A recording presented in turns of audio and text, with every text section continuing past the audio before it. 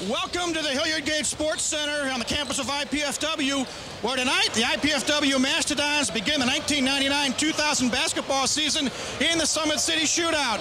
I'm Mike Maas, joined by Charles Washington. And Charles, tonight the Dons get going against Indiana Tech. Well, I can tell you, Mike, one thing, I don't think the shot clock is going to be a factor tonight. These are two teams that have a very storied past. It's going to be up and down games. Certainly, I know this is what Tech wants to do. If they play anything like their coach played and like he coaches, Jason Klein wants to get up and down. If IPFW can control the tempo, I think they can control this game. A lot of new things, Charles. New coach, new uniforms, new season. What can we expect from Doug Knoll and the Mastodons tonight? I think he wants to come out and control this tempo. Like you say, this is a new era, a new genre of IPFW basketball, and this is a big tradition. As you see, a very large crowd out here. This is a big game for IPFW to go down in IPFW history. New regime here. Big game tonight. The fact of the matter is the Dons are the defending Summit City Shootout champions.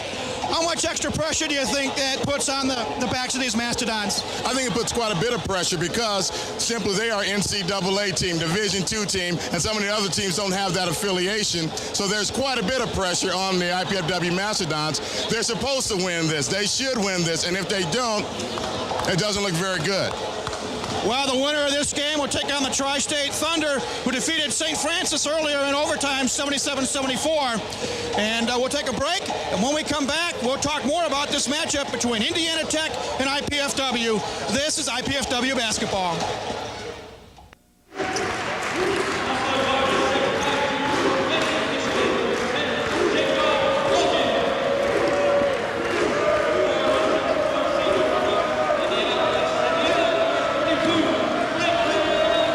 Everyone, and welcome to tonight's event. This is Mike Maas along with Charles Washington calling the action in this evening's men's basketball game between the Warriors of Indiana Tech and the IPFW Mastodons. It's an all-Fort Wayne game tonight and the second in the 1999 Summit City Shootout. In game number one, it was Tri-State University defeating the University of St. Francis in overtime by a score of 77-74. And Charles Washington, it's a new season, a new beginning all the way around for IPFW tonight. Very exciting moment for IPFW basketball, for the school in general. Like you said earlier, new uniforms, new coach, new everything. Let's get this thing going right.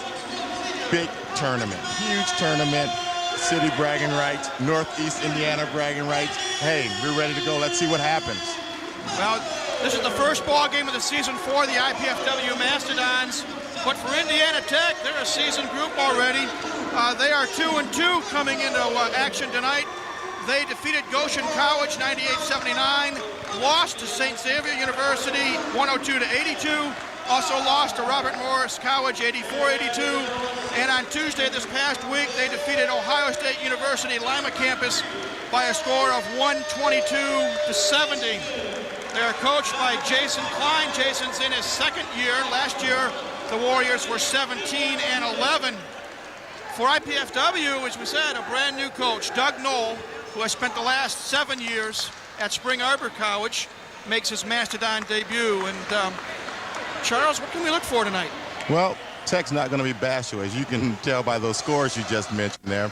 IPFW, again, they need to play their game, control the tempo. We pretty much know what Tech's going to do. They're going to play hard. They're going to put the ball up, just like their coach, Jason Klein, did just a few years ago. IPFW has to take it right to them, but, again, play their game and control the tempo. Now let's take a quick look at the starting lineups tonight for Indiana Tech. Shannon Coleman, a 6-foot junior out of Chicago, and Jacob Loggins, a 6'5 junior out of Lansing, Michigan, are the guards. Franklin Bush, a 6'4 senior out of Indianapolis, and Brian Johnson, a 6'7 senior out of Oklahoma City, are the forwards. And jumping center, 6'8 senior Tyson McLean out of Clarksdale, Mississippi. For IPFW, a three-guard offense, Brad Knoll, a freshman from Spring Arbor, Randy Spicer, and Steve Griffin, a pair of seniors, are all the guards. Aaron Ishman's going to jump center, and Nick Wise is at the forward. And we're underway. The Dons control the opening tap. And turnover, and here comes Indiana Tech.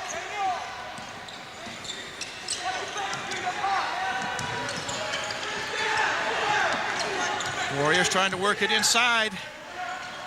Off the glass, no good. Shot by Tyson McLean, and IPFW gets their first rebound of the season. And as expected, a little shaky start, a little pregame jitters there. Mastodons in white on the attack. Brad Knoll from downtown, no good. Rebound plucked off by Jacob Loggins.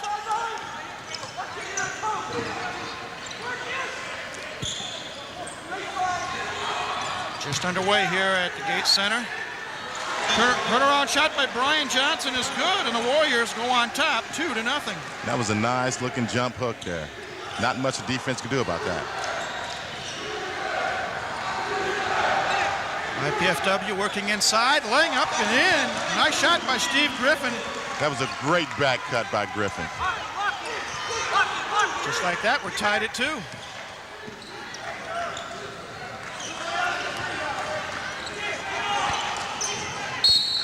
A whistle underneath.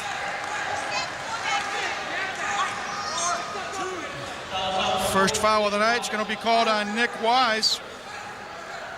Wasn't too much contact there. But the referee's trying to take control of the game from the start. Warriors are inbound underneath their own basket.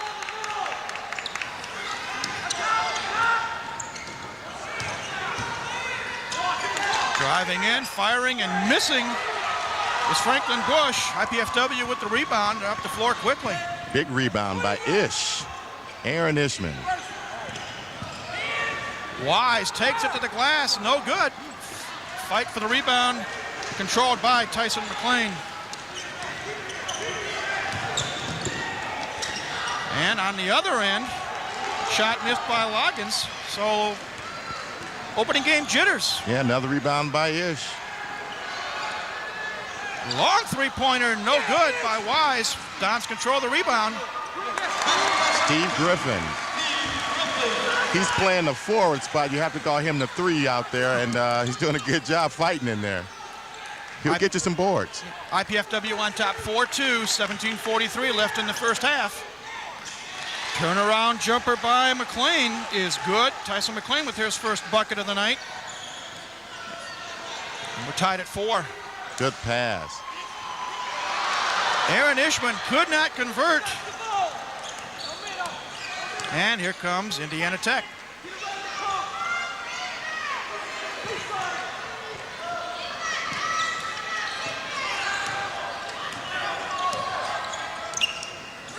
Tech looking inside. Johnson has the ball taken away. Nice defensive play. Here comes Randy Spicer. Length of the floor, lays it up and misses. Wise with the offensive board, no good. Spicer again with the rebound. Dons are playing hard. Basket's not falling down for them, but they're getting great shots, great looks at the basket. Got a whistle. Looks like a holding foul underneath. And it's going to be on Jacob Loggins, his first, team first. And we got 16 minutes and 48 seconds left here in the first half of play. 4-4 our score. IPFW and Indiana Tech in game 2 of the Summit City Shootout. Spicer from downtown, yes! Randy Spicer from long range, and the Dons jump on top, 7-4. Randy Spicer will not make any highlight reels, but I tell you what, he puts in a full game on offense as well as defense. Well, Jacob Loggins says, if this you can do, I can do it better. He knocks down a long train. We're tied again at 7. Good pass. Nice feed from Wise to Ishman. Shot up, no good. Oh, we got a traveling call. Going to call it on Aaron Ishman. That's a great pass by Wise. Ish has got to be ready for that and knock that down. Indiana Tech inbounds it. Looks like IPFW is playing in a man-to-man defense. Loggins, the left-handed shot. Bounces in. 5 points for Jacob Loggins. And the Warriors go back on top, 9-7.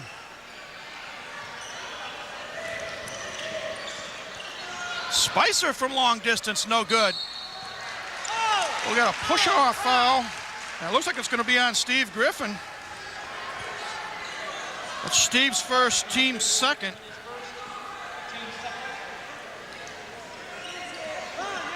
Some of the fans here, Charles, thought the foul should have gone the other way. And it was kind of a push-off, but Steve was in back and the ball went long, and that's how the foul resulted against Griffin. Indiana Tech on the attack, dressed in their black road uniforms. Brian Johnson. Ball tip. Nice play by Spicer. If he can catch up to it. Feeds it off underneath to Griffin, and Steve is fouled. Again, that's Randy Spicer getting a hand on the ball and then making the hustle play. Could have tried to make the layup, but hey, looking out for his teammate. Foul is on Brian Johnson, his first, team second. And at the line, shooting 2, Steve Griffin.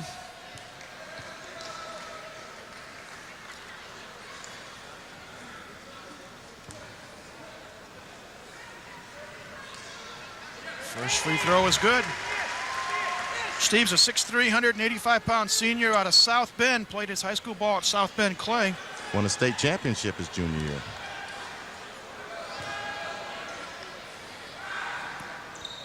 Second free throw, nothing but net. 6 points for Griffin. And we are tied at 9 with 15-13 to go here in the first half. Loggins, left-handed three-pointer is no good.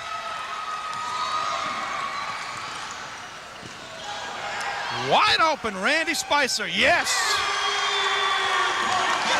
Randy Spicer, second tray of the night. And IPFW back on top, 12-9. Pressure defense by the Dons. Loggins gets the ball knocked away, picks it up. Nice defense by the Dons there. Nick Wise playing a great overall basketball game right now. Backdoor cut. Johnson loses the ball to bounds. They're going to say it's still Indiana Tech. Substitution for IPFW. Benji Gibbs makes his first appearance of the night. And if Benji can get it going, Benji's a human highlight reel. He can shoot it and he can jump. And we've got our first media timeout of the night. Comes with 14:27 left here in the first half, and the Dons are on top, 12-9. Now, Charles, so far, what are your impressions? Dons looking real. I really wanted to go for an Indiana University business degree. But with housing and tuition, it really adds up, and the money just wasn't there to go away to college. And with a 2-year-old, my housing options were kind of limited anyway. And the truth is, I really wanted to keep my job and stay close to home. Going to IPFW made all that possible. IPFW? It's the best choice I ever made. Indiana University, Purdue University, Fort Wayne. The right school, right here, right now. Welcome back to the Hilliard Gate Sports Center, everybody. Mike Moss along with Charles Washington.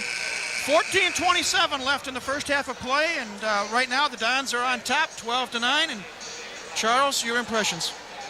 Randy Spicer looking very good. Getting the type of plays that you expect him to get, hitting the open shot, playing the good defense. And Nick Wise looking real good in there.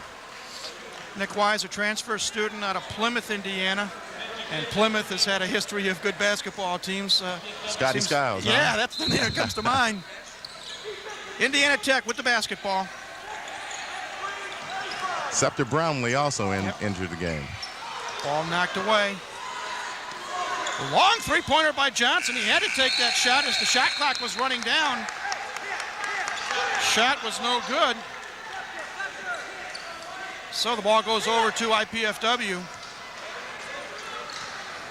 Have Wise, Scepter Brownlee, Knoll in there, Ishman, and Benji Gibbs as the ball was stolen from Brownlee. Whoa, we may have our first offensive foul of the year called on Tyson McLean. And that's what you like to see, Mike. Scepter Brownlee had the ball stripped, but he got back there and took the charge. That's what you like to see, not someone hang their head after they make a mistake. Great play by Scepter. Third team foul on Indiana Tech. Yeah, the officials want to wipe up some perspiration. Scepter got caught by the trap. That's what you want to do when the new guy comes in. Hey, surprise him with that trap, and Scepter got caught that time. But to his credit, he got back there and made up for it. Take a look on the floor. You got a lot of new guys on the floor. You got Wise, who's a transfer. Scepter Brownlee did not play last year. Brad Noel is a true freshman. Here come the Dons. Aaron Ishman, the only returning guy on the court for the Dons right now. Oh, nice feed. Offensive foul the other way. Going to be called on Benji Gibbs. First on Benji. The team fouls are now even at 3 apiece. A little tit for tat. Yeah, just watching that play, watching Benji go baseline, you saw just a glimpse of the talent this kid has. Here come the Warriors. Johnson, turnaround jumper, no good. Fights, gets the rebound himself, puts it back up and in. 4 points for Brian Johnson, and he gets an offensive board to boot. Run it, swing it, no, the other way. 12-11 our score. Gibbs, 18-footer, off the iron, no good. Rebound controlled by Tyson McLean. Taking it to the glass, up and in. Barry Bradford. Bradford's first 2 of the night. And Indiana Tech retakes the lead at 13-12. You got to stop the ball on that. You don't want to see the ball go straight down the middle there. You got to stop the ball. Brad Noel for 3. Yes. Brad Noel makes his first 3-pointer as a Mastodon. And IPFW comes right back. And you hold that thought. I think you're going to be saying Noel for 3 quite a bit this year. Tight man-to-man defense played by IPFW. And we got a violation as Tech stepped on the end line. More substitutions. Dwight Crow makes his first appearance, replacing Ishman. And D'Angelo Woodall, number 4, also comes in, replacing Brad Noel. Out of Freeport, Illinois. Something about high school basketball in the Chicago area. Well, full court pressure put on by Indiana Tech. Dons get it over midcourt. Ball knocked away. Nice defensive play by Lee Martin, who's in the game for the Warriors. Inside pass. Johnson gets hammered as he goes up.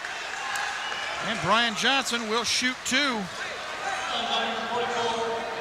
Foul is on Dave Meshberger. Dave, the South Adams product, picks up his first foul, team 4th. And right now the Dons have basically 5 new players out there. And what the coaches have been telling them, my old buddy Lawrence Jordan over there has been telling them, let the game come to you. Get in there, get the sweat going a little bit, pass the ball around. Right now the guys are kind of rushing things, coming right off the bench. Brian Johnson makes the first one. Makes our score 15-14. 5 points now for Brian. Make it 6 as he's 2 for 2 from the stripe. Just like that, we're tied at 15 with 12:22 to go here in the first half. And a turnover. Little pressure is affecting these Dons.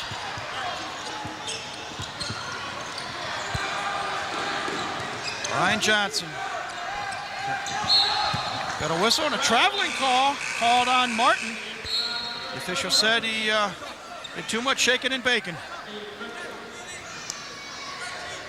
So the ball goes back over to IPFW. Steve Griffin back in the game. Benji Gibbs tried to make a little bit too much happen too soon. Didn't let the game come to him. Made a few turnovers.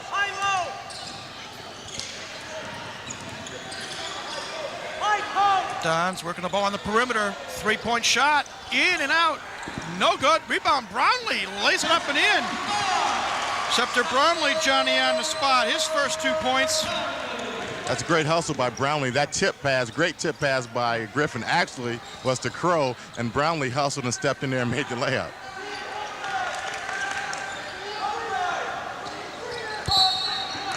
Now we got a whistle. Foul away from the basketball. Looks like the foul's going to be on Scepter Brownlee, his first, team 5th. And Randy Spicer comes back in the lineup for the Dons, as does Tyson McLean for Indiana Tech. Pretty good job by Brownlee out there. Now you got Spicer back in the game. Indiana Tech with the basketball. Trailing by 2 as we approach the 11:20 mark. Nice little move by James Patrick. Patrick gets his first points of the night. Just like that, we're tied at 17.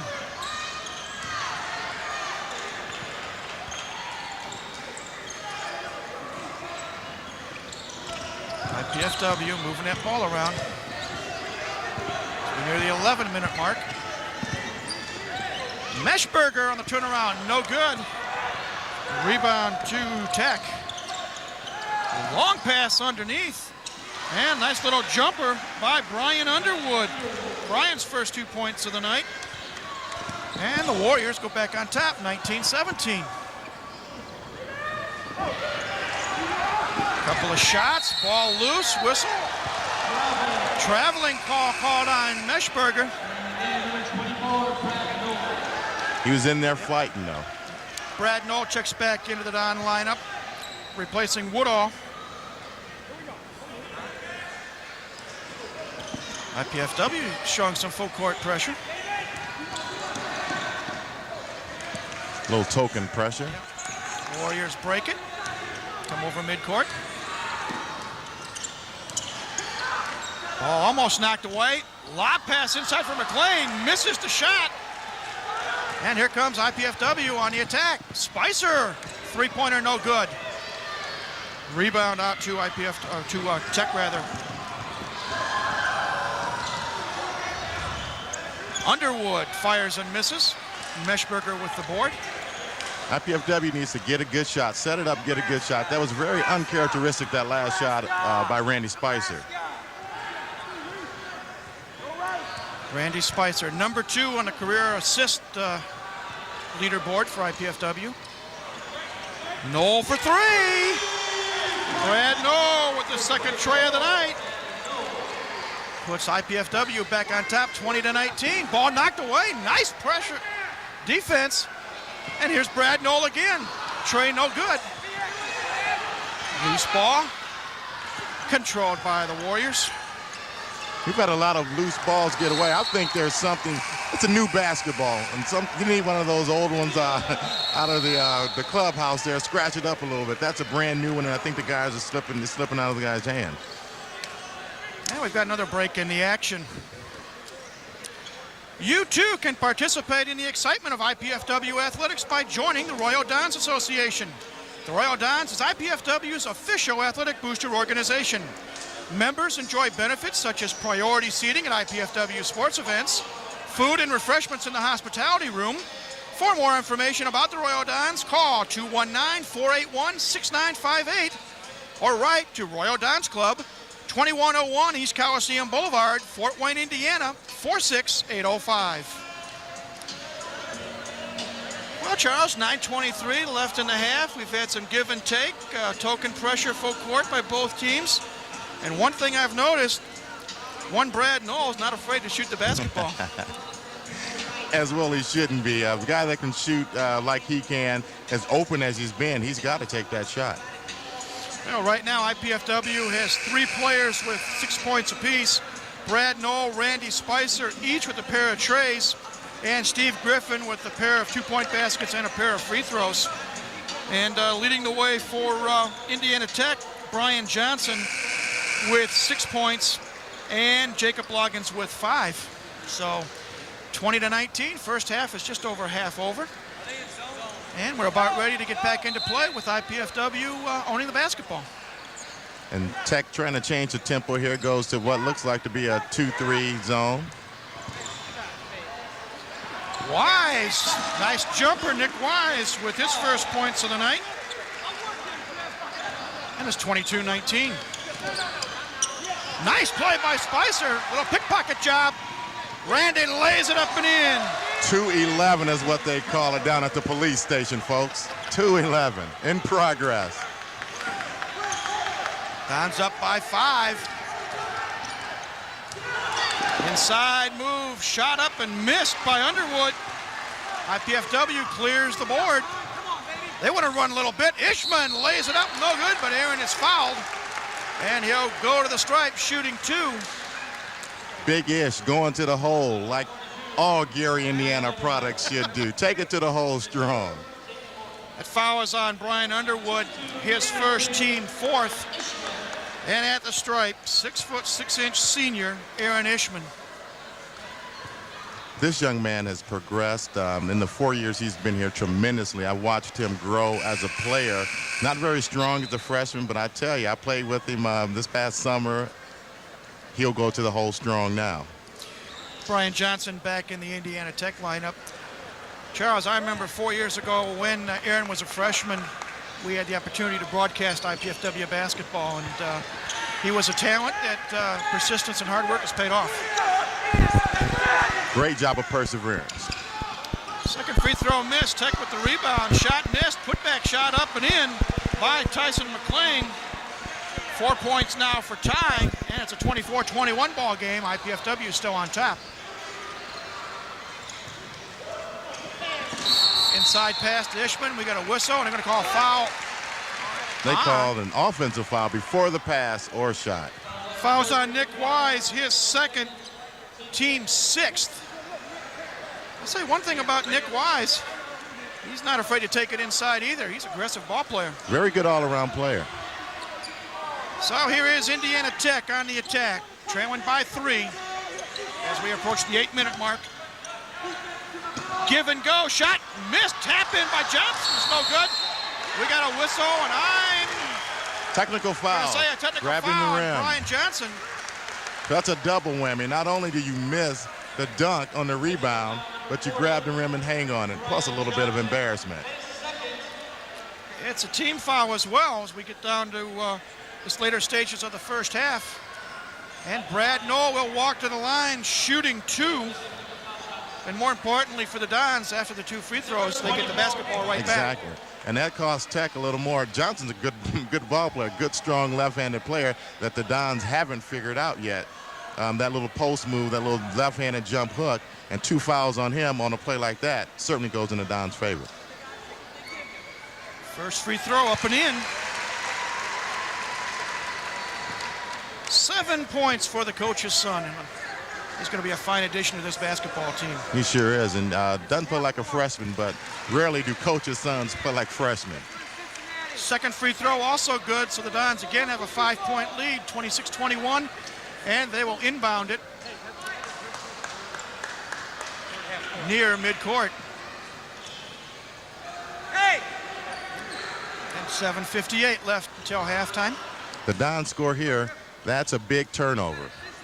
The 2 points you don't get off the dunk, the 2 points are going to free throws, and then the 2 or possible 3 points that the Dons may get here on this possession. You are so right. Spicer with the basketball. Nice recovery by Knoll. I don't think that pass was intended for him originally. 15 on the shot clock. Knoll for 3. Off the iron, no good. That would have been a big one.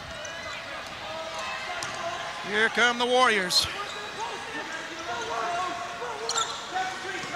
Perimeter passing now, inside pass. McClain back up top. Loggins double teamed. Looks for help. McClain takes it strong to the glass and in. Great move by McClain.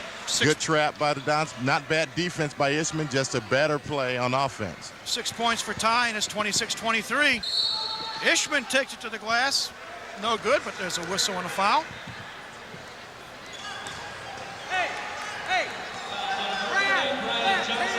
Looks like Brian Johnson picks up the foul. That is actually his 3rd, counting the technical. 6th on the team. Next one, and IPFW will be at the stripe in the bonus. Randy Spicer, top of the key. Dishes off, 3-pointer on the way, and good by Steve Griffin. First tray for Steve Griffin. And the Dons had their biggest lead of the night, 29-23.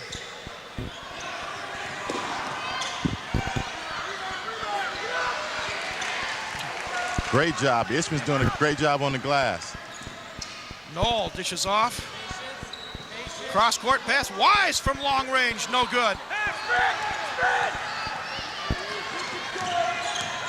Well, Doug Knoll said that he doesn't mind his kids taking the shots, and they've been doing it.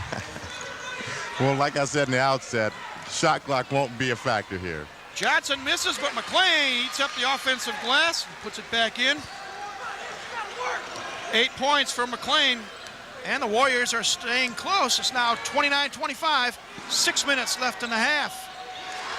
Wise comes right back. And that's what you like to see. He just missed one a moment ago. Next opportunity, put it back up there. That's a shooter's mentality.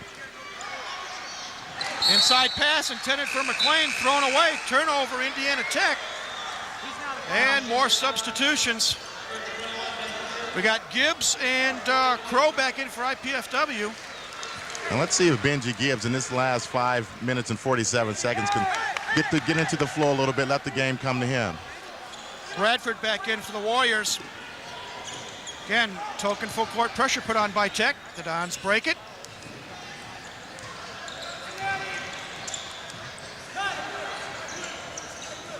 Don's doing a nice job of moving the ball around, looking for that open inside shot if they can get it.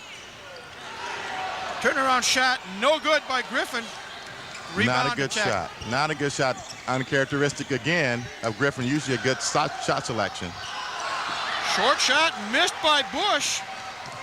Dons with the rebound, outlet pass to Spicer. Nice feed, Spicer to Benji Gibbs. And that's what he needs. That's what Benji Gibbs needs, something to get him going. And Tech comes right back as Underwood makes his second field goal of the night. Makes it 34-27. And we've got a timeout on the floor. Learn more about the IPFW sports in season by tuning into Mastodon Spotlight each Wednesday and Thursday evening on College 56. We will be reviewing the week's sports activities, including the Mastodons trip to the NCAA soccer tournament. And good luck to Terry Stefankowitz and company. And we'll take a look at game footage and talk with coaches on the program. That's Wednesday evenings at 8:30 and Thursday evenings at 7 o'clock. Mastodon Spotlight right here on College 56. Well, Charles, 34-27, 5:05 left. The Dons have expanded on their lead. Don's looking very good. I think after those wholesale changes, Coach Noel found out the 5, 6, or 7 players that he needs to rotate in and out of there. I don't think that 5 in for 5 out was a good decision at that time, but now I think he has a feel for what his rotation is going to be for this evening. Well, I know being a new coach with a lot of new players, you've got to look for different combinations, but I know as a former junior high coach, and I know in your experiences, you got to go with a gut feeling. Oh, yeah, and I think he's feeling his way out, and he has that gut feeling now. Ishman's playing well, Spicer's playing well, Knowles playing well, Griffin's playing well. Yeah, we just saw that replay of a nice feed by Spicer to Gibbs. And we're back to live action. And the Dons have the basketball. Three-pointers, no good. Shot was by Griffin, rebound by Tech.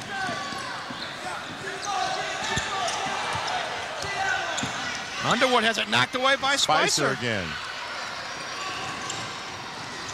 Randy Spicer feeds it inside. Gibbs tries it, but he's amongst the trees and is unsuccessful. Now we got a whistle. Reach-in foul going to be called. I also didn't mention Wise playing very well as well. Foul is on Dwight Crow, his first. Team 7th. So Indiana Tech will be shooting. And we've got another timeout on the floor.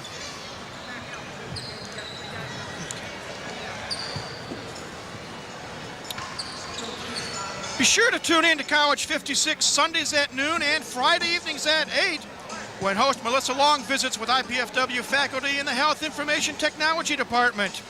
You'll be able to learn about the program, career opportunities in the field, and admission requirements.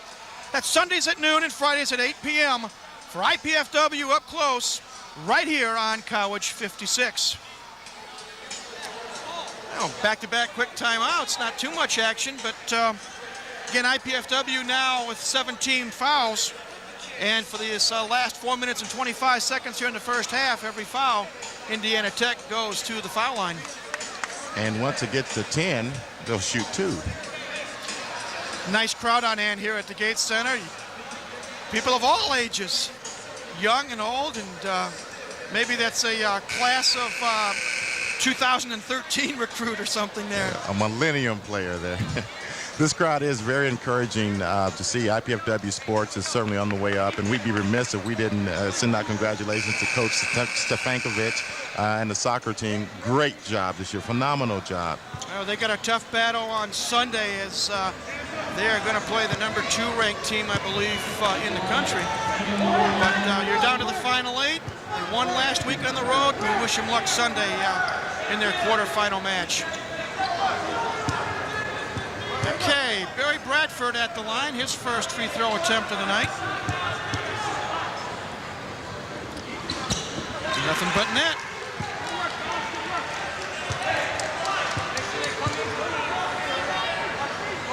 Makes her score 34-28. Chance to cut it to 5. And he does just that. 4 points now for Barry Bradford. Quickly comes IPFW. Gibbs lost the handle there momentarily. And now it loses it altogether.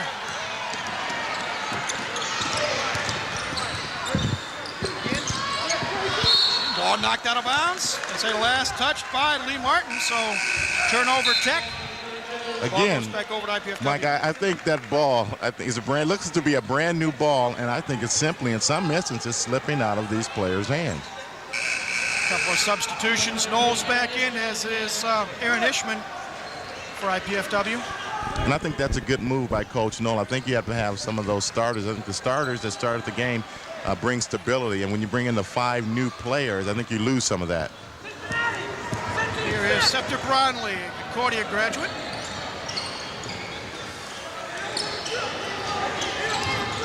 Looks inside. Brad Knoll for 3, off the iron, no good. Rebound by Steve Griffin, up and no good. Loose ball picked up by Barry Bradford. Loggins for 3. The left-handed shot is good, and just like that, the Warriors cut it to 2. And the Dons seem to be running a 4-guard offense, if you will. Under 3.5 minutes now to go in a half. 34-32 our score. IPFW on top. Inside pass, Ishman. Aaron takes it to the hole, and he's hammered. But he will go to the line and shoot 2. Foul is on Loggins, his second. More importantly, 7th team foul. D'Angelo Woodall put a Allen Iverson-ish crossover on the Tech player that time, and then dished to Ishman. First free throw off the iron and through the net. First point of the night for Aaron.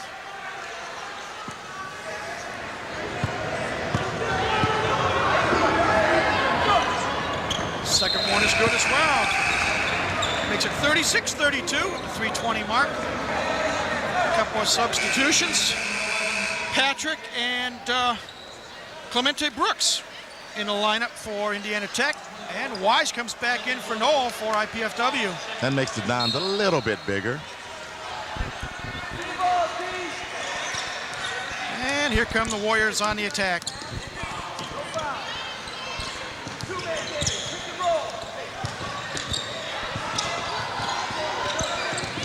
Patrick's being hounded by Woodall right now. Inside move, shot up and in by Clemente Brooks. Nice strong move to the hoop. Stuck that elbow out there to clear a little room for Ishman, but hey. Get away with it, more power to you. Brownlee dishes off. Griffin. They're going to call it a 3. I wasn't sure. Second try for Steve Griffin. Makes it 39-34 as we near the 2.5 minute mark.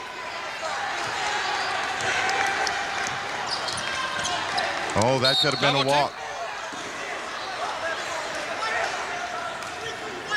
They're going to call the foul on Ishman. Aaron's first.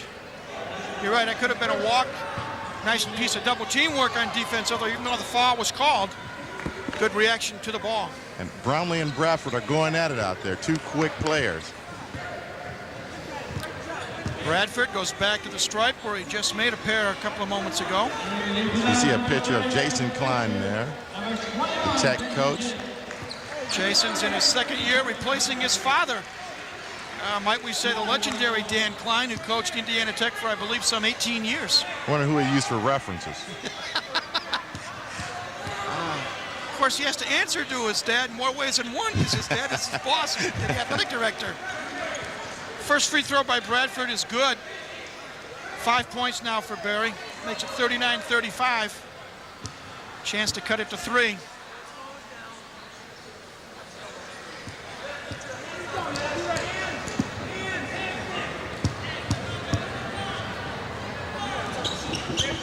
And free throws up and good. Bradford a perfect 4 of 4 at the line so far tonight. A little pressure here. 39-36 our score.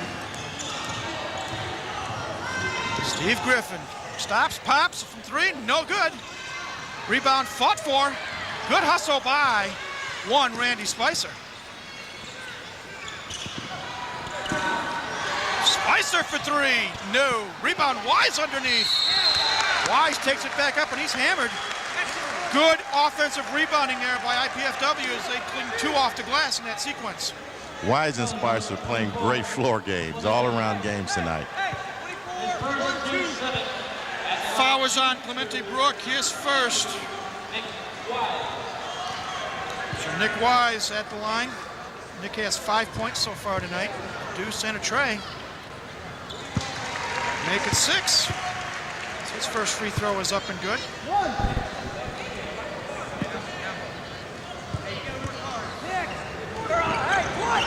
Second free throw good as well. Substitutions. Franklin Bush in for Indiana Tech. Dwight Crow back in for IPFW. Don's back with a 5-point lead, 41-36, 2:05 left here in the first half. Tech with the basketball.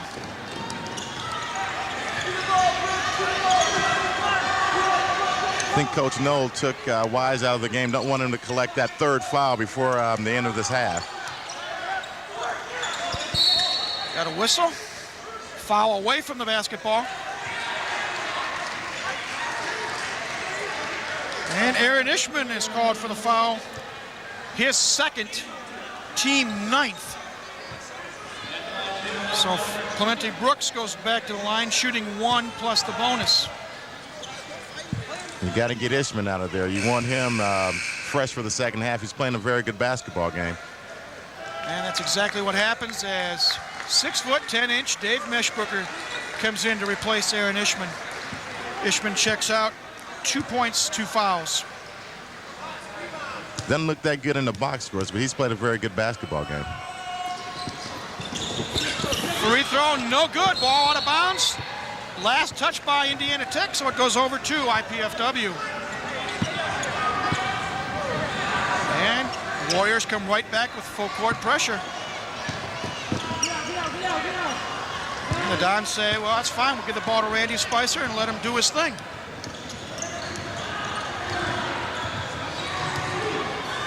Spicer with the basketball near midcourt. 1.5 minutes to go here in the half. Alley-oop pass, nice shot. Benji Gibbs on the feet from Spicer. That's the kind of athletic prowess that young man has. Who's an ass in the crowd? It's 43-36. And the Warriors are rattled. They turn the ball over, traveling call. And that's what Benji needs. Get a couple of those types of plays, and then the rest of his game should fall into place. And you see both coaches there. Jason Klein upset at his players for losing their poise. Doug Knoll telling his troops, let's keep it down, keep it under control. And I'll tell you what, Mike, I thought when that pass went up there, there's no way anybody's going to get it. But Gibbs went up and got it. Griffin from 12, yes. Steve Griffin. 14 points for Steve. There's Spicer again. Loose ball. And they're going to say jump ball. Griffin, yeah, both 32s. Griffin and Bush fighting for it. And on the alternate possession, it will go to Indiana Tech. 47 seconds left here in the half. 45-36, time's up by 9. Bradford for 3, no good. Rebound, Patrick, shot missed. Rebound again by Patrick, and he is fouled by Crow. Dwight picks up his second.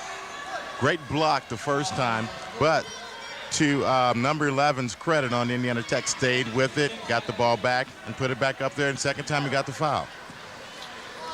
So James Patrick heads to the line for his first attempt of the night. Patrick with 2 points so far. Make it 3. So he makes the free throw. Attempt to cut that deficit to 7. And he does. He makes both free throws.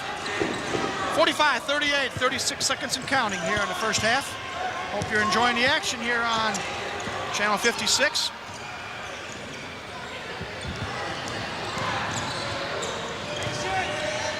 Don's moving the ball around the perimeter, looking for one good shot. Got about a 4-second difference between the shot clock and the game clock, and this is pretty much the first time that clock has been stressed. Inside, Spicer, Meshberger, yes! Great pass by Spicer. Nice feed, Great Meshberger. pass. Shot from half court, in and out. Good effort by Bradford, but to no avail. So we've come to the end of our first half of play, and our score reads IPFW 47, Indiana Tech 38. Quick thought, Charles? Great game, some players making some big efforts out there. Randy Spicer, great effort. Steve Griffin, great effort. Wise, great effort. And Ishman worked very hard in there. Now it's halftime, and we're going to get set. We're going to have a little chat with the athletic director here at IPFW, Walt Bowman. Dr. Bowman graciously consenting to come and speak to us. As soon as I take care of a little technical glitch. And Charles, you're so kind. Charles is going to give up his headsets for a couple of moments, and I appreciate that. And Dr. Bowman. And now he's one of us. There we go. Welcome to this opening basketball game. Your impressions of the first half? Well, what an up and down. What a great start for IPFW. I mean, under a new coach, it's going great. We're a running team. We're a pressing team. And as I say to everybody that's watching this, come out. And if you don't like what you see, we'll give you your money back, because this is an exciting product. And IPFW is changing things around as it relates to men's basketball, effective immediately. And I think the fans see it tonight. Let's talk for a moment, Dr. Bowman, about how IPFW athletics have progressed here in your first full year, first fall, I should say, as athletic director. Briefly talk about all the different sports and the successes they've had. Well, we start out with women's tennis. They're 17-5. You go to women's for second place. You go to women's volleyball, second place. They're 27-8. You take men's soccer. They're playing in the Elite 8 on Sunday with a chance to go to the Final Four in the NCAA. We had a freshman runner that was in the top 50. I mean, it's just been an incredible fall. And now this starts it. Of course, we're going to host the Volleyball Nationals. We know what our volleyball team is going to do in the men. And so we just couldn't be more pleased with where we are in year one. New coaches, new athletes, going to class. They're going to be getting their degrees. They're excited. They're out here. They're going to put on a show. They want to be representing IPFW. They want to represent the people of Fort Wayne, and they want to make a contribution to this community. And we can't ask for anything more. Let's talk for a brief moment. In volleyball, IPFW is Division I. Every other sport, they are Division II. I know it's your personal goal and the goal of a lot of others to have IPFW become a Division I entity in NCAA sports. Where do things stand right now? You know, it's going to happen. The question is whether it happens before June this year or whether it's a year from now. And the city fathers and mothers are working with me. They plan to go to the chancellor at some point this second semester and ask the chancellor, if we've done our job, that is, to go ahead and put the letter in and start the clock running for Division II. We fully expect it to happen. I'm excited about it. I have people coming up to me every day saying, I've been reading about it. It's great. Let's get it done. I had a student email me today, said, Walt, it's the most exciting thing that's happened here. Let's go for it. I met 2 sets of parents up in the stands tonight saying, this is unbelievable. I am honestly convinced that if the people of this community want it, and they let me know it, and they let the chancellor know it, it is going to happen, and it is going to happen before June of 2000. What can the public do to help IPFW in that quest? I think the main thing that they can do, initially, is let the chancellor and let me know, whether it be by fax or by letter or by telephone call, we stand and this is what I want. Beyond that, let us know that you're going to support this endeavor, that you're going to buy the tickets, that you want to see Indiana, you want to see a Purdue, you want to see a Notre Dame come to Fort Wayne, that you no longer want to ride where they are. You want them here at least every third year. And I'm telling you now, it's going to happen. Soccer's going to be Division I, basketball, and we're going for it, and we need the people behind us. Final question, Dr. Bowman. What do you think is going to happen here in the second half tonight? We're going to win it. We're going to win it going away. We've got the team that's going to do it. And I think when people wake up tomorrow and they read the newspapers about the new IPFW men's basketball, I hope they come here tomorrow night and watch it. We appreciate you taking a few moments out of your busy schedule. Again, thanks so much, and continued good luck with IPFW Athletics. Thank you so much. Good to be here. That's Dr. Walter Bowman, Athletic Director here at IPFW. Again, it's halftime here at the Gates Center, and our scorer finds IPFW leading Indiana Tech by a score of 47-38. We'll take a break, and we'll come back a little bit later.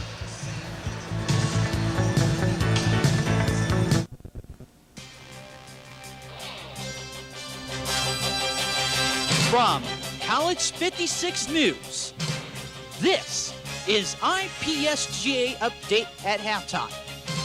And now, College 56's own Kim Reif. Hi, I'm Kim Reif, College 56 News, and welcome to the IPSGA Update at Halftime. Here's what's been happening in the IPSGA. This is day 2 of the 4 NECA conference for the members of the Student Activities Board in Springfield, Illinois.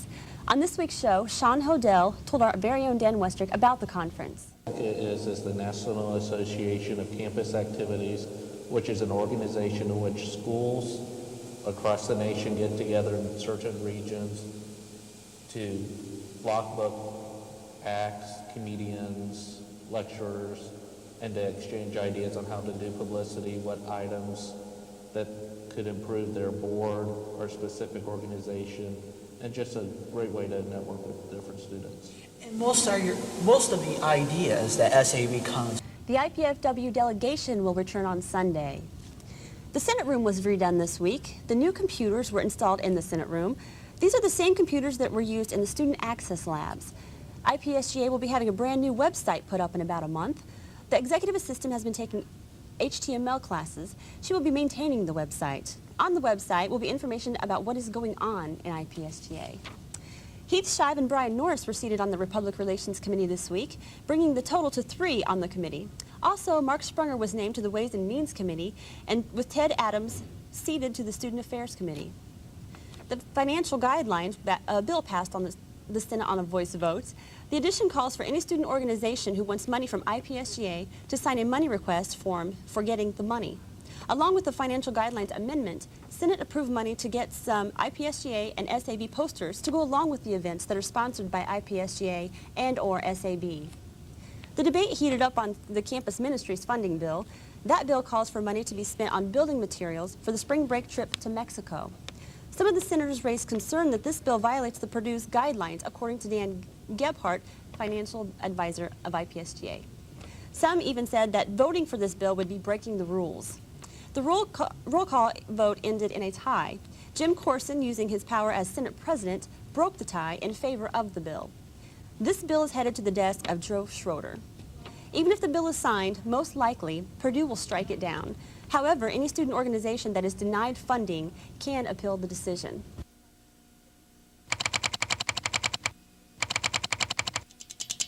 Frank Palladino has been a professor of biology at IPFW since 1982. He studies the endangered leatherback sea turtle and allows the opportunity for his students to travel with him. We have a number of undergraduates as well as master's level graduate students who've come with me over the last 10 years to Costa Rica. It's an opportunity that isn't generally available at most institutions. He makes sure his students in the classroom realize and never forget the enjoyable nature of science. Science is not only fascinating, it's fun. I think we lose track of that when we're in school, that science is fun, we learn a lot, and can do a lot. Palladino has a full awareness of the importance of the fieldwork that his students experience with him and how it contributes to their education. It's an invaluable experience, one which they can then use whatever job they go on to do. And professionally, it really completes their education as a biologist. This has been an IPFW Faculty Minute. The right school, right here, right now. Welcome back to the Hilliard Gate Sports Center on the campus of IPFW. Mike Maz along with Charles Washington, hoping that you're enjoying our first basketball broadcast of the 1999-2000 season. It is game number 2 of the Summit City Shootout, game number 1 for IPFW, and our halftime score reads the Mastodons 47 and the visitors from Indiana Tech 38.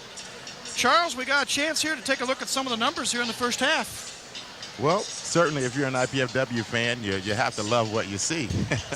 Up 9 points, playing extremely well at moments. Had some mental breakdowns, a few turnovers here and there, but actually, overall, Coach Knoll has to be very happy about the first half performance by the Dons. Now let's take a look at some of the individual statistics.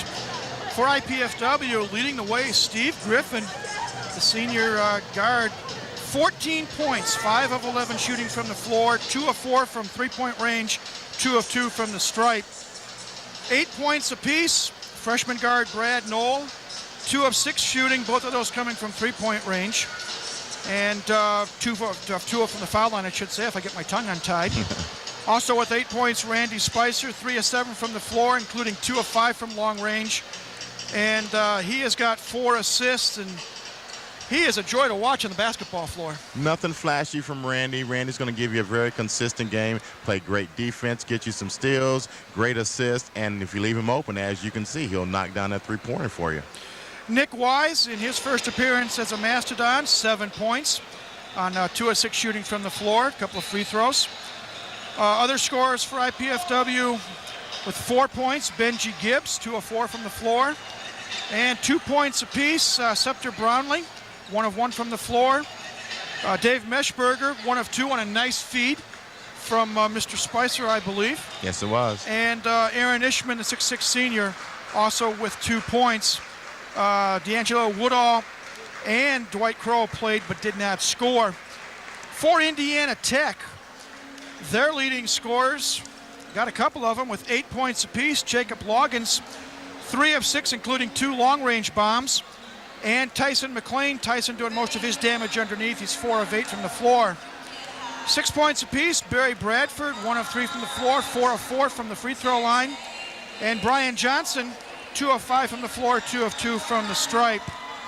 Also scoring for the Warriors, Brian Underwood with 4 points, James Patrick with 4 points, and with 2 points, Clemente Brooks. Team-wise, IPFW from the floor, 16 of 38 from the floor for 42%, 7 of 18 from three-point range, and a figure a lot of coaches like to see, 8 of 10 from the free throw line for 80%. And I know Doug Knoll is happy with that. Right. For Indiana Tech, the Warriors 14 of 30 from the floor for 47%, 2 of 7 from long distance for 29%, and the Warriors are 1 better. They are 8 of 9 from the line for 89%. Foul trouble, nobody in major trouble, with the possible exception of Brian Johnson for Indiana Tech. He has 3 fouls, 1 of those a technical. Jacob Loggins has 2. And for IPFW, they have a couple of players, in fact 3 players, Aaron Ishman, Dwight Crow, and Nick Wise with 2 apiece. So again, 47-38 at halftime. Both teams on the floor warming up for the second half. And put your crystal ball on now, Charles. What are we going to see here in the next 20 minutes of action? Well, the first half you have the Dons controlling the tempo. And actually, they ran a little bit more than Tech did, as would not have been expected. In any basketball game, the first 3 minutes of the game, the last 3 minutes of the first half, first 3 minutes of the second half, which you're about to have, and then if it's a close game, those last 3 minutes of the final game is going to be very important. So right now, the Dons have to come out and control this tempo. Okay, we're going to take a break and come back to second half action. But again, 47-38, our halftime score. You're watching IPFW basketball.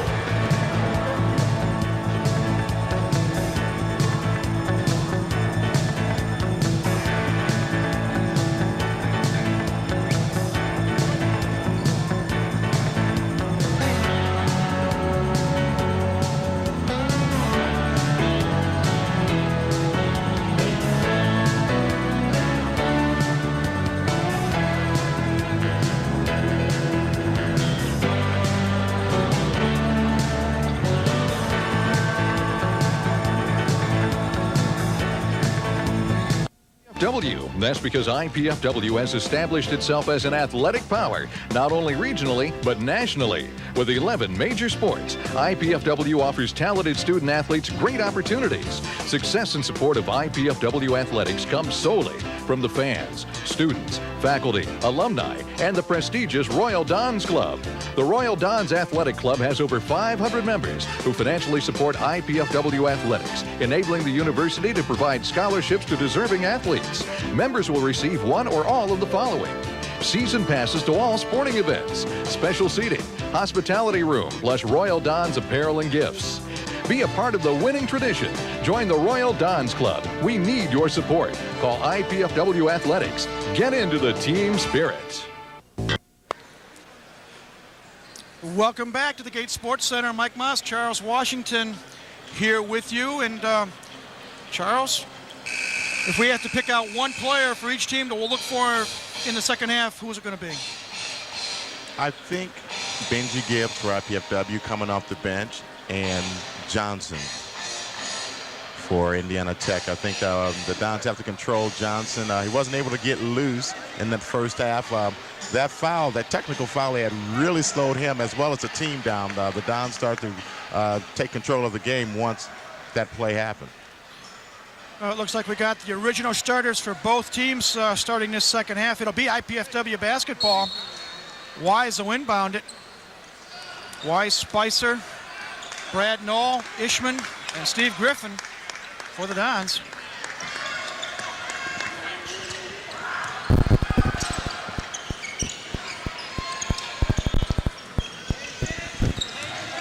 Dons looking for an inside pass. Spicer just inside the three-point line, in and out, no good. They didn't score, but that was a good possession for him to move the ball around and got a good shot. And here come the Warriors inside. Brian Johnson off the iron, no good. McLean with the offensive glass, looks for help. Shot up, no good. Rebound controlled by Wise. So Warriors had a couple of different cracks at it there. Now Indiana Tech got an offensive rebound, and that couldn't have been much different than the foul they called on Steve Griffin early in the first half. Loose ball picked up by Tech. Loggins with it. Inside to Johnson. Nice feed to Tyson McLean. And McLean scores the first points in the second half. Makes it 47-40.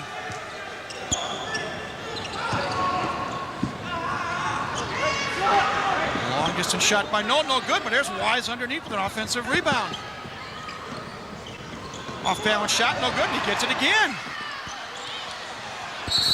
Loose ball.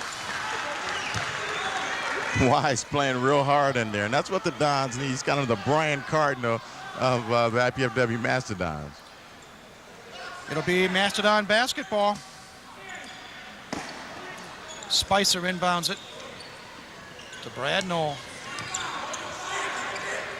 Inside pass to Ishman. Ishman shakes, bakes, pops, and misses. Loose ball out of bounds, and they say last touched by Aaron Ishman, but give him an A for effort. So it'll be Indiana Tech basketball as you get a nice view of IPFW coach Doug Knoll. And if there are any youngsters out there, if in doubt, get on the floor for that basketball. We've played nearly 2 minutes of the second half. 47-40 our score. IPFW on top. Nice feed. Ball knocked away by Spicer. By guess who? Randy Spicer. It was a nice feed inside from Brian Johnson, intended for Tyson McLean. But Spicer's just got quick hands. What was that number you said? 211 earlier? 211 in progress. And the aforementioned Mr. Spicer with the basketball.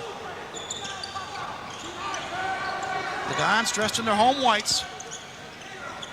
Indiana Tech in the road black. Baseline drive, whistle, gonna foul, gonna be called on Brian Johnson. And that's a great heads-up play by Wise. He knows that Johnson has 3 fouls. He's out on the floor, takes him baseline. The only way he can stop him is to force him out. Great play. That is now the 4th foul on Brian Johnson, counting the technical foul. And he has to come out with 17:40 left in the contest as he is replaced by Clemente Brooks. And let's see what happens for the Warriors when you lose your big man inside. Brooks nowhere near the offensive threat that Johnson is. Nice feed to Ishman. Aaron Ishman up and in. Count it. Finally, Big Ish gets the one and the bucket. And he is fouled. And it looks they're going to call a foul on Franklin Bush. That is his first, team second. And at the line, Aaron Ishman going to try to complete the conventional three-point play. And he does. Nice three-point play for Aaron Ishman. Makes the score 50-40. Nice round numbers. Here come the Warriors. Loggins to that left-handed jumper. No good. Rebound Griffin. Don's on the run. 4-on-3. Griffin for three. And I saw that in his eyes as soon as he got the rebound. I've seen that a few times at lunchtime.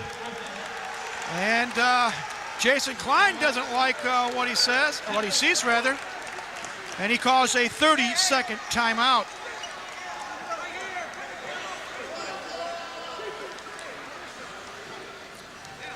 IPFW and the Journal-Gazette present a very special lecture on Tuesday, the 30th of November, when journalist, columnist, and broadcaster Gwynn Dyer presents his lecture, Democratic Overdog, Strategy, Morality, and Etiquette for the New Masters of the Universe.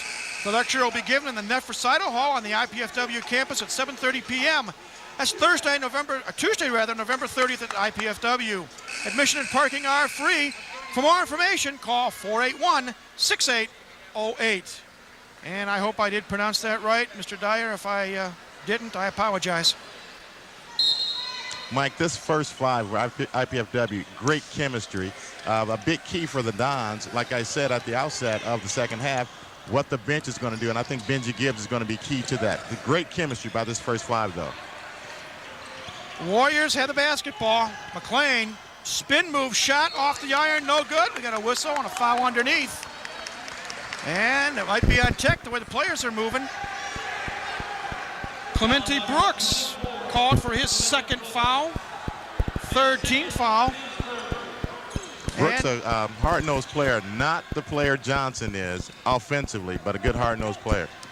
The Dons going to try to extend their lead from 13 to 15 or more. Cross-court pass, Griffin stops, pops from 12, no good. Rebound controlled by Spicer. Dons, good offensive rebounding. Knoll for a deuce, yes. Brad Knoll with the deuce.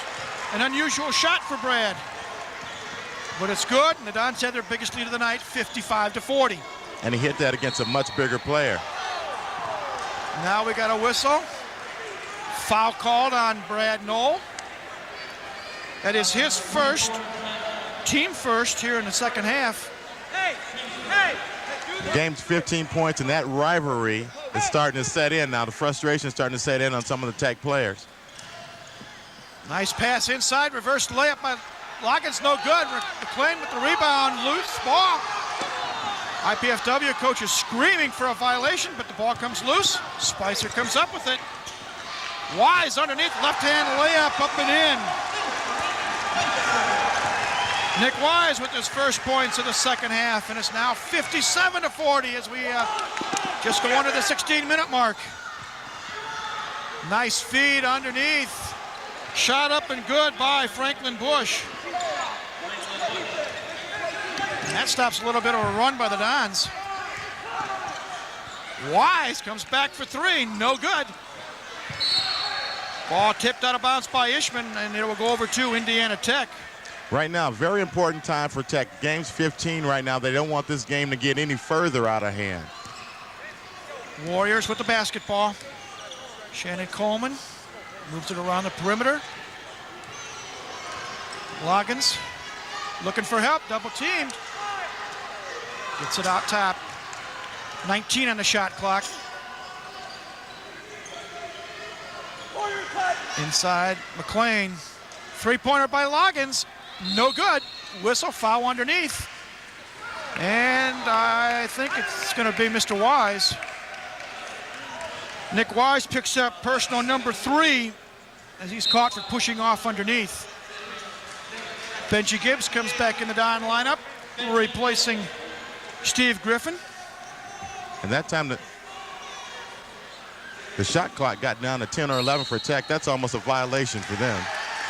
Now we got a whistle, and we got a foul going to be called on Tech. Foul is on Loggins, saying he set an illegal screen. Fourth team foul on Tech this half. And we still have 15 minutes plus to go. Nice feed inside from Noel to Wise. And they're going to say that Wise is guilty of an offensive foul. And there was a lot of movement there. I don't know if that was a good call.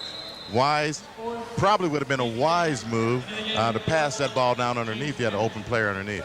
Substitutions, James Patrick in the lineup for Indiana Tech.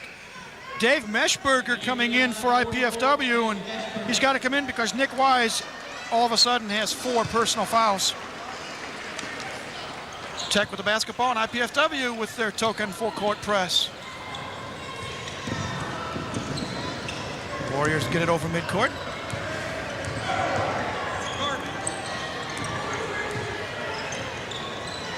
Tech trying to get it inside. Turnaround shot up and in by Brooks. Let's see if they count it. Yes, they did. It wasn't pretty, but it counts. Foul was on Meshberger, his second, team fourth. And that's a defensive coach's nightmare when you see the opponent score on a turnaround jumper and you fouled the boot. Makes it 57-44 and a chance for Tech to cut the deficit to an even dozen. Not really a good foul. There is no way that that player can shoot over the 6'10" IPFW player. Free throw missed, ball stuck on the glass, and the ball should go over, I believe, to IPFW.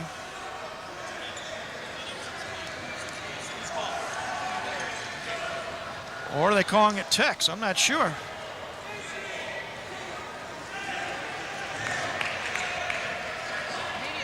Yeah, yeah, we've got a whistle, some confusion on the court.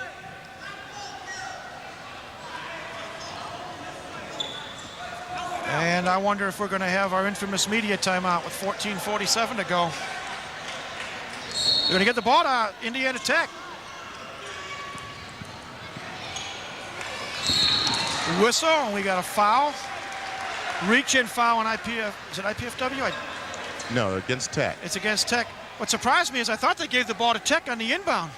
They did, and they threw it away. And then Clemente Brooks, after the ball was stolen by Ishman, grabbed his arm. Foul was on Brooks, his third. Now we have our timeout. 14:44 left in the contest. Our score, IPFW 57, Indiana Tech 44. Let's take a break as you are watching IPFW basketball.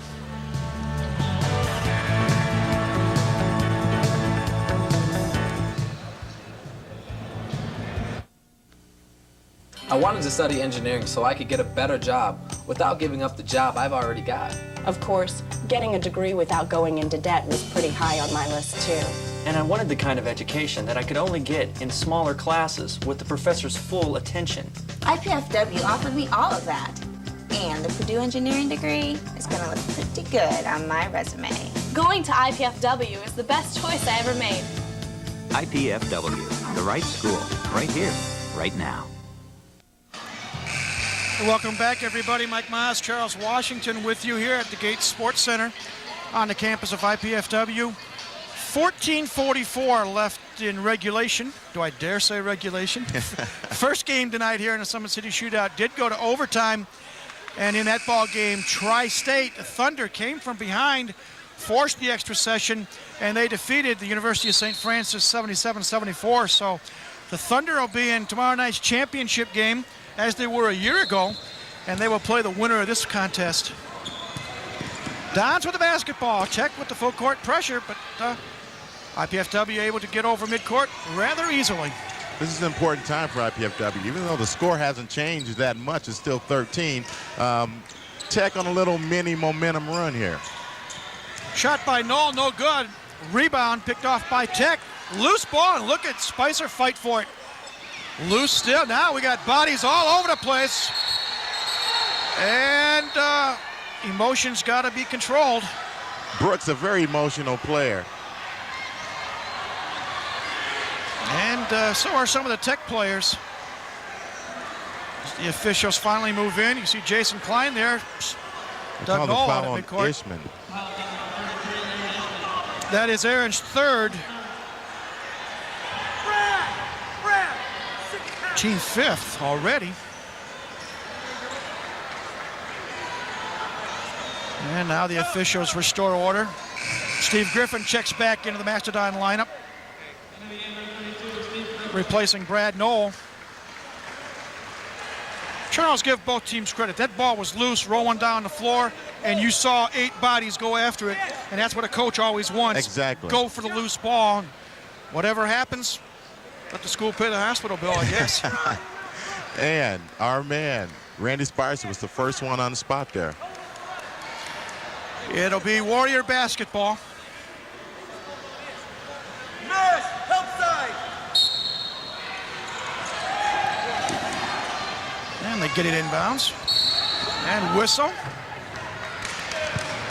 Looks like another foul on Ishman. Well, if it is, and it is number 4 on Aaron Ishman.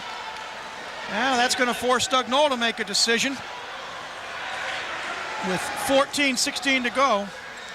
Can't go to Wise. Pass inside to Brooks, and Clemente Brooks knocks down the gimme. Because Ishman didn't want to foul out of the game. Lead now down to 11, 57-46. Dons with the basketball. Whistle. And it looks like it'll be an offensive foul called on IPFW. Meshberger, I believe. And I said a few moments ago, even though the lead hasn't changed that much, this is a very important time for the Mastodons, and Tech's chipping and chipping and chipping away, and momentum starting to change here. They call the foul on Benji Gibbs, his second, but more importantly, it is the team's 7th. So with 2 seconds shy of 14 minutes left in the contest, the Warriors have a big advantage. They'll be at the stripe the rest of the game. Let's get a look at Doug Knoll. Questioning the official's call. And I mistakenly gave that foul to Meshberger. Free throw up and in by Bush. That is his 3rd point of the night. Don't look now, but Indiana Tech is clawing their way back into it. Second free throw no good, but McLean with the offensive board. Whistle underneath. Jason Klein doesn't like the call. This is a big possession. Big possession, Mike. Have to come down, get a good shot. Now we got a hold, and I believe it's going to be a hold on Shannon Coleman. That is his first foul of the night. Team 6th. And Leo product, Derek Wetzel in the game, number 50 for IPFW for the first time. Inbound pass. Gibbs gets it. Nice athleticism there by Benji Gibbs. And let's see what the Dons do.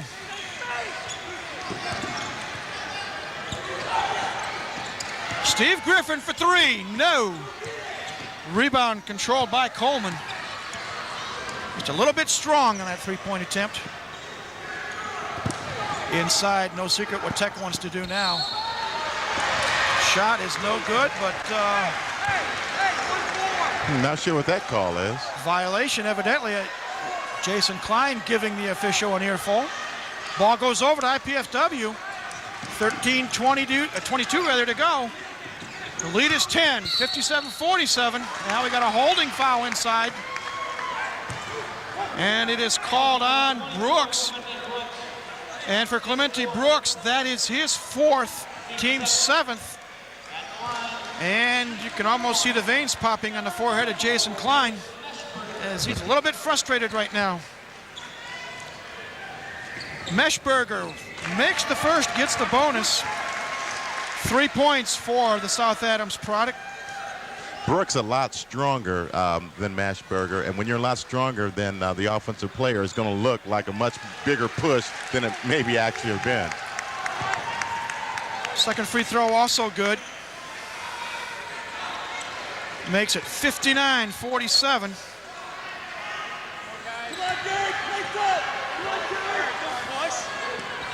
Derek! Work, Derek! Sit down, Derek! Warriors with the basketball. Long three-point shot off the rim. No good by Brooks, but we got a whistle underneath. Don's players aren't too happy. Looked like Wetzel had him boxed out. Let's see who they're calling the foul on. It is on Derek Wetzel, his first. And McLean will go to the stripe.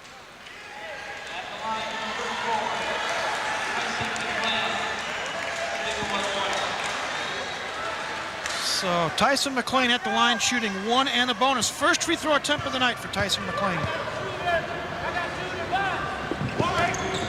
Perfect. Now 11 points on the night. Very important. Box out here. Put a body on someone. Second free throw, yes.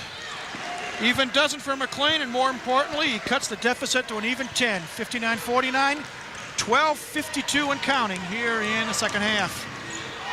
Griffin takes it to the hole, and he is caught for an offensive foul.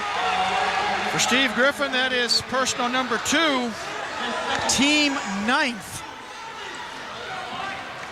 Big possession right here. Not all that smart of a play by Steve Griffin. You got to pull up and hit that little short jump shot on that particular play. Warriors with a chance to cut it to single digits.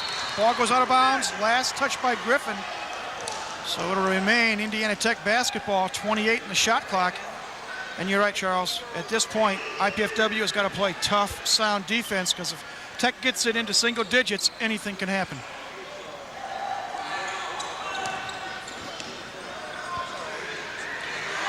Patrick inside McLean. Dishes off. Jumper off the iron. No good. Fight for the loose ball. Bush missed the shot. And they're going to call Indiana Tech. James Patrick picks up his first. Steve Griffin again doing a great job underneath the glass. Not a particularly big player. Actually, a 1-2 type player, point guard, shooting guard type player, but actually playing the 3 position in most situations with the Dons tonight and doing a fantastic job on the glass. Substitution for the Dons. Dwight Crow makes his first appearance of the second half, replacing Derek Wetzel. And at the line, shooting 1-1, Steve Griffin. First one is good. Stevie 3 out of 3 at the stripe so far tonight. More importantly, he's got 18 points. Make it 19. Free throw number 2 is successful. And the lead is back up to 12, 61-49, 12:22 left. Good defense that time by Benji Gibbs on the wing. Tech trying to move the ball inside. Ball knocked away, picked up by Gibbs. Nice defense by Benji Gibbs. Tried to get the ball to Spicer, but the official instead goes out of bounds, so the ball goes back to Indiana Tech with a fresh 35 on the shot clock. Not sure if he was trying to get it to Spicer or hit it off of the Tech player. Nevertheless, went out of bounds. Tech gets the ball inbounds, and they turn around and throw it away.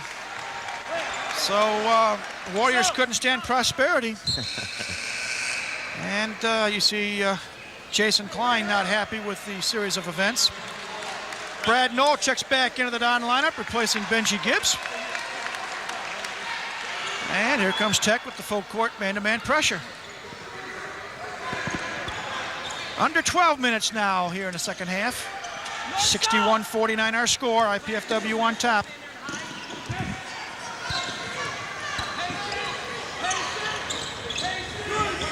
Don's working the ball on the perimeter. Griffin loses it, but Knoll picks it up. Good hustle there.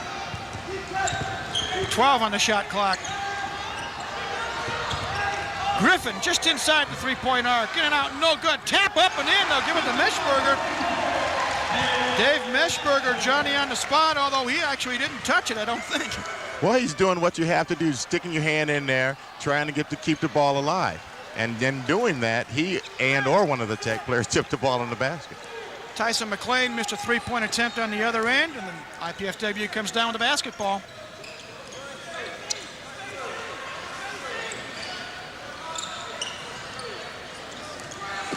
Inside move, shot up, no good by Crow. Rebound Tech.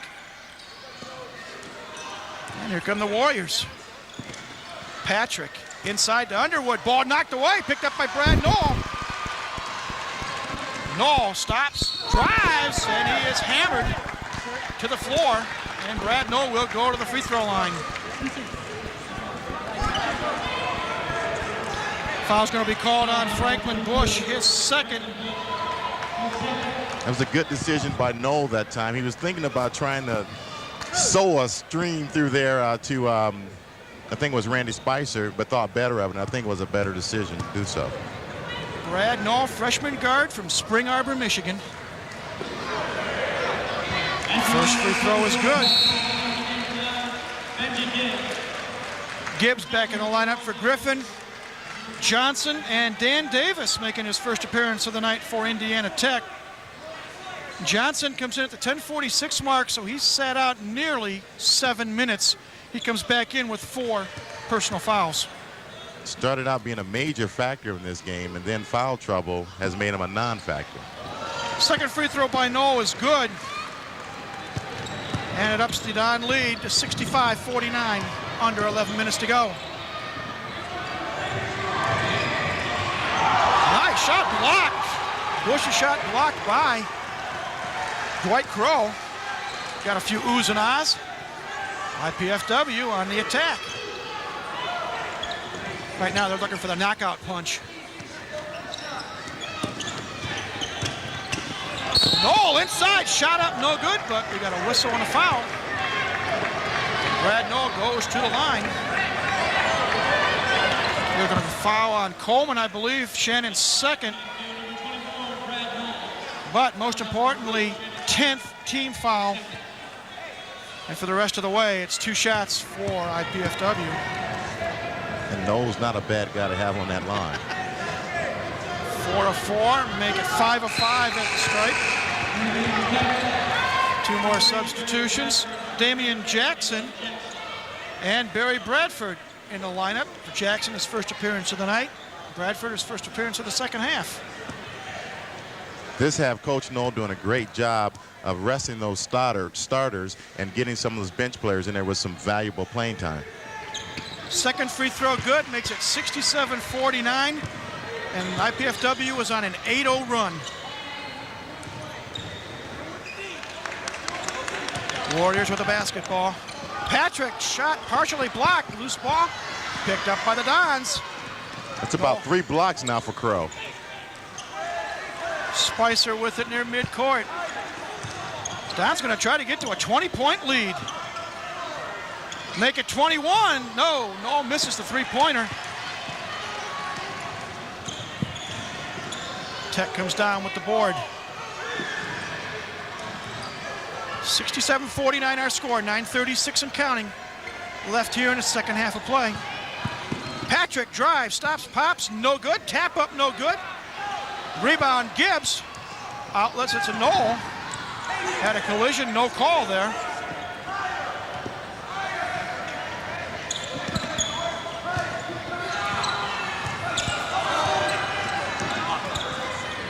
Randy Spicer runs the offense. Knoll, baseline drive, shot up and in. Brad Knoll gives IPFW a 20-point lead at the 9-minute mark, 69-49. Three-pointer good by Barry Bradford. And that stops a run by IPFW. And there's a freshman mistake. Knoll tries to feed it inside, compounded by a foul from Randy Spicer. Going for the knockout punch, and right now, the clock is your friend. You don't need the knockout punch so much right now with this type of a lead. Run some clock every time. Get about 30 seconds off that clock every time, and there's nothing Tech's going to do about it. And then you got to make your free throws. Scepter Brownlee and Steve Griffin come back into the IPFW lineup, replacing Benji Gibbs and Randy Spicer.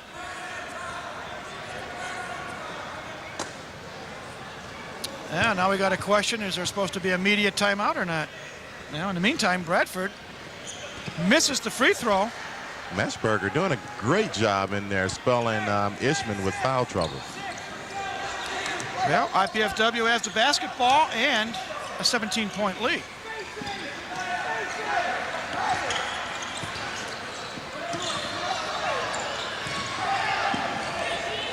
Lots of movement without the ball by the Dons. Knoll for three. No.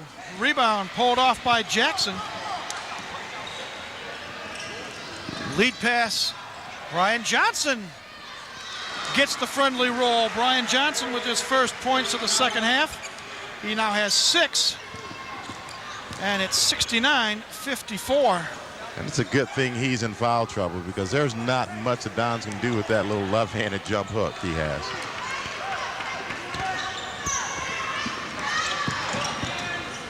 Shake and bake move by Dwight Kroll.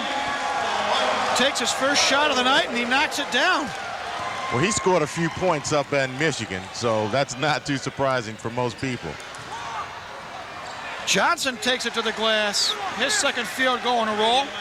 71-56 our score as we come down to the 7:20 mark. Three-pointer by Dwight Kroll. 5 straight points for Dwight. Just like that, 74-56.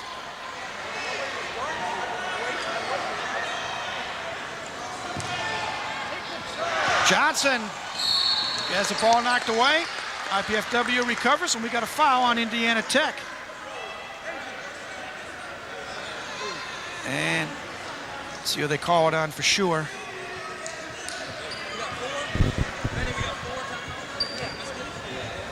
They're going to call the foul on Bradford, I believe. It'll be Berry's first.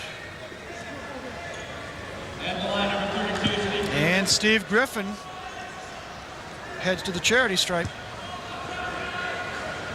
With a chance to stretch the lead to 20 if he makes this next free throw. And the Dons have actually done it pretty steadily and kind of quietly. Not a big knockout punch, just steady jabs. Jacob Loggins back in the lineup for Indiana Tech, replacing Patrick. And Tyson McLean comes back in, replacing Dan Davis. Ishman back in the on the floor for IPFW. So we got Ishman, Gibbs, Griffin, Crow, and Brownlee. Second free throw is good, and we've got a timeout on the floor. 7:02 left.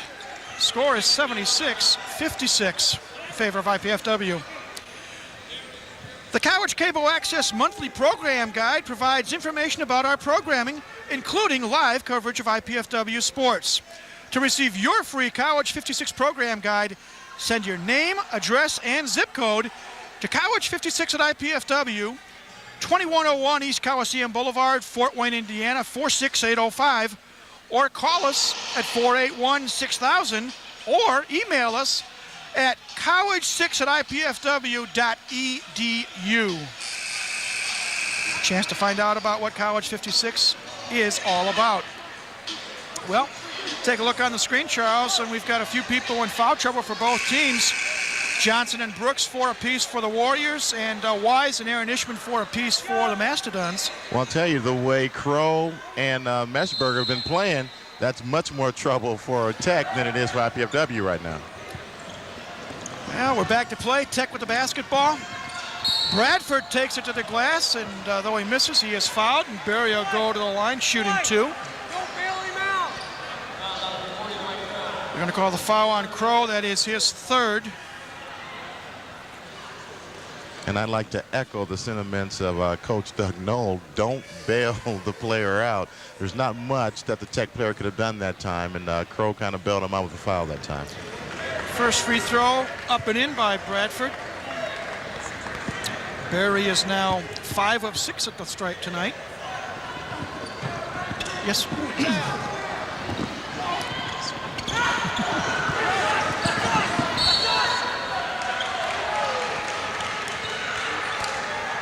Ball knocked out of bounds after the missed free throw. Most rebounds are captured below the rim, but I'll tell you what, that was a lot of above the rim action, and that'll be it for Mr. Johnson. Good defensive play by Steve Griffin first, steals the inbound pass. Brian Johnson wanting to stop the breakaway, commits the foul, and for Brian, his night is over. He will foul out with 8 points. Doesn't believe it. But he is gone for the night, and he will be replaced by Clemente Brooks. Never had a chance to get out of the blocks, and I think that's a very good thing for the Dons. He looked like a very good player down low.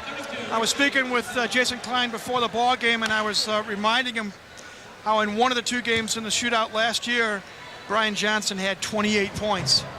And he remembered it as well. Yes. Free throw by Steve Griffin is missed. He had made 6 in a row. He'll be running laps on Monday. Second one is good. Well, I think he's done enough to make up for that. Big night for Steve Griffin. Hopefully we may be able to talk to him in the postgame. 77-57 our score, 6:39 left. Don's on top. Shot by Brooks, no good. Tap up and in, and I believe we'll give credit to McLean. And now, ball knocked out of bounds. The official says it still belongs to IPFW. Franklin Bush back in the lineup, replacing Damian Jackson for the Warriors.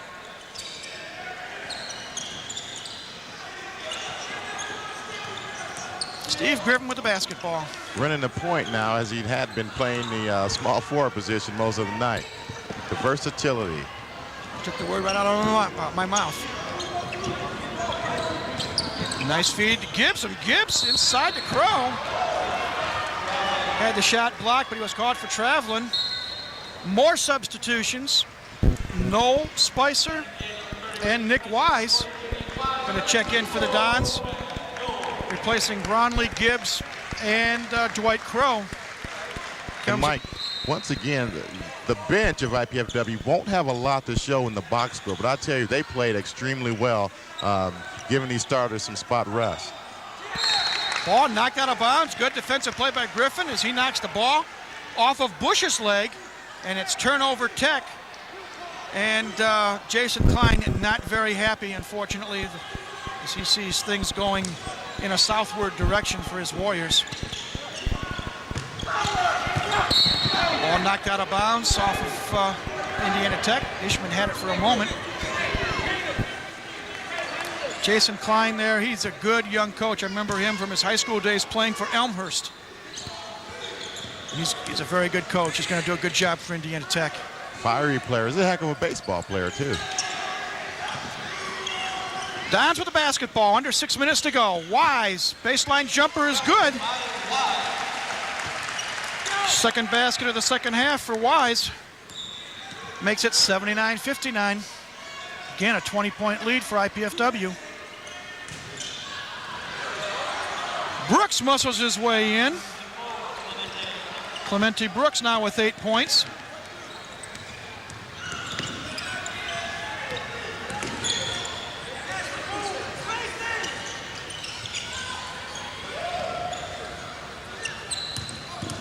Dons moving the basketball. 18 on the shot clock.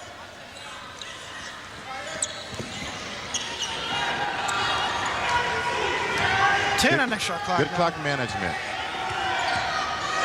Griffin from way long out downtown. That was downtown burn.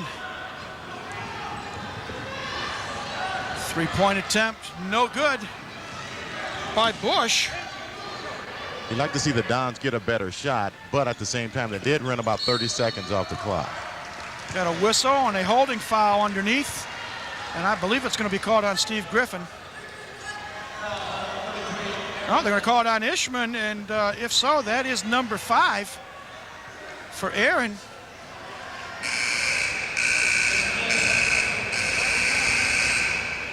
So Aaron Ishman fouls out after scoring 5 points,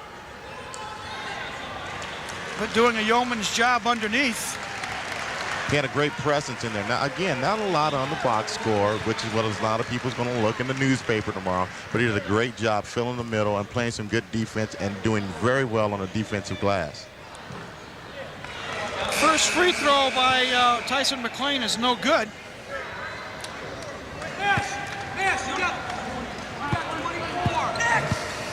And you got to make those free throws. If you're down 18 with the clock stopped, got to get those to get back in the game. got a violation on Tech, so that free throw won't count at all. I think he missed it anyway.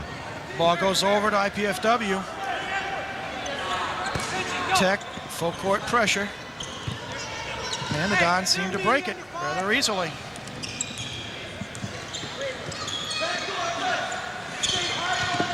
Four and a half minutes to go. Gibbs, intended for Meshberger, knocked out of bounds. And it'll belong to IPFW.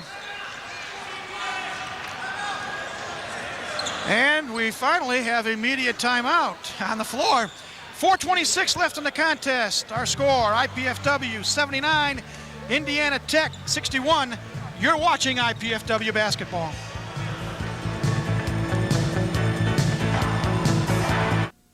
Do you like that sense of personal achievement? That chance to make a difference? That chance to make friends and network with other professionals? Then take that chance by serving your alumni association as a volunteer.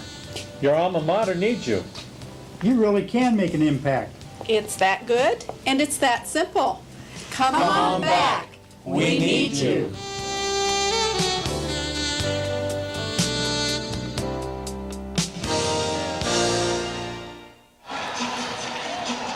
Welcome back, everybody. Mike Moss, Charles Washington with you, and the scoreboard says 79-61. The clock says 4:26.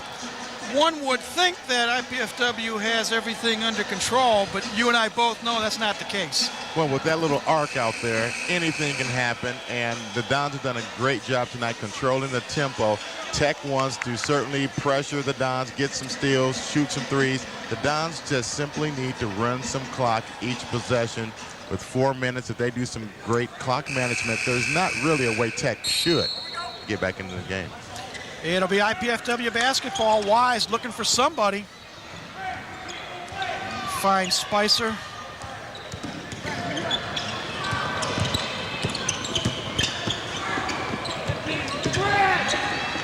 Cross-court pass picked off by Bush. He loses it.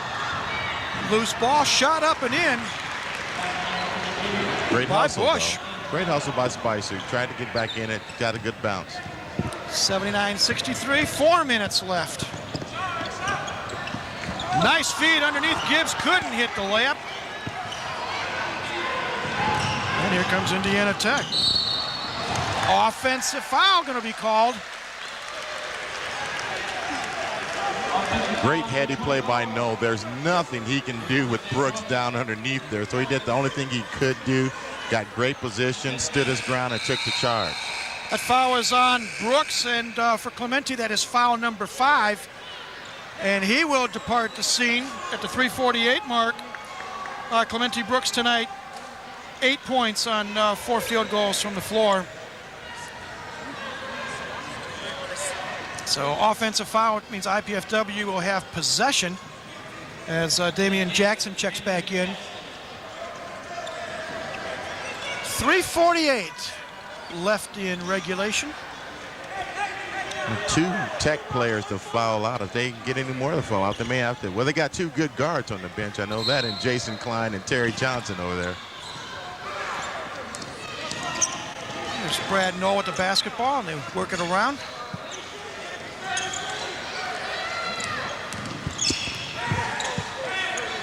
No, inside for Meshberger. Dave can't control it, and it goes out of bounds. Turnover. And the ball goes over to Indiana Tech.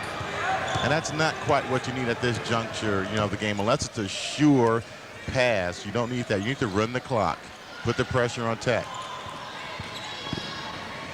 Loggins fires and misses. Tap no good. Second tap no good. And on the third try, it's Tyson McLean in for the layup. Don't look now. 79-65, 3:08 to go.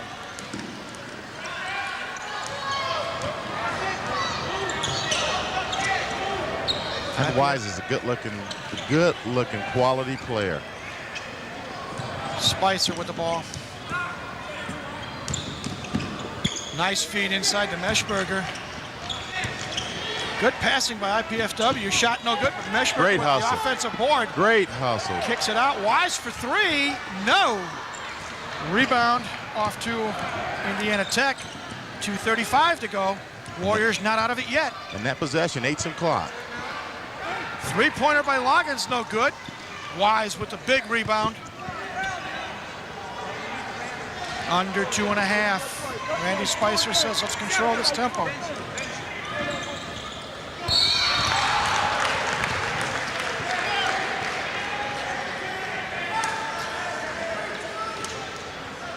Shot missed by Meshberger, but Davis fouled, and he will go to the stripe. Foul was called on Franklin Bush, his third.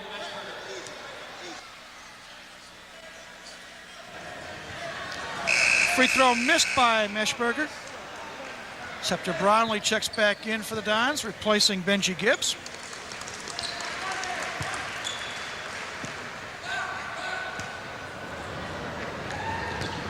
Second free throw is good. 3 of 4 for Meshberger at the line so far tonight. 80-65 our score, 2:09 to go.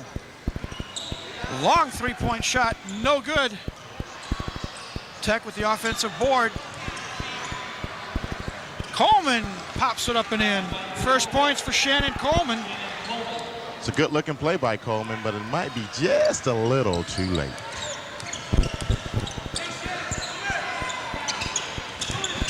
'86-7. Wise inside, kicks it back out. Ball loose, picked off by the Warriors. Nice defensive play by Bush. He drives, he fires, he misses, but we got a whistle and a push and foul underneath. The old forearm in the back on number 33. Damian Jackson, his first foul tonight. Comes at the 1:32 mark.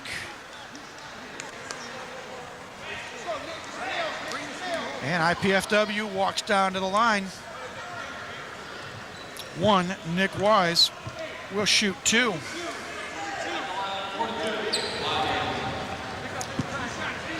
Want to remind you to tune in to College 56 Sunday evening at 7 o'clock for a replay of tonight's game with Indiana Tech. You can catch it again this coming Sunday, November 21st, 7 p.m. right here on College 56.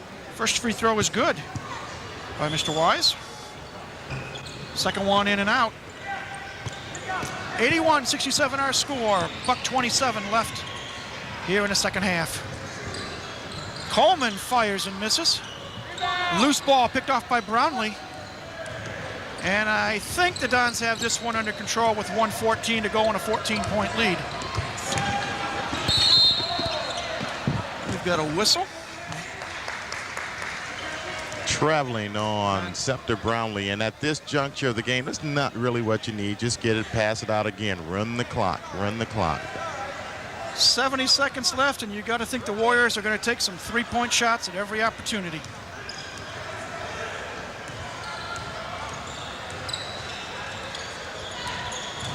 And instead, it's a two-point shot missed, but the offensive rebound by Loggins.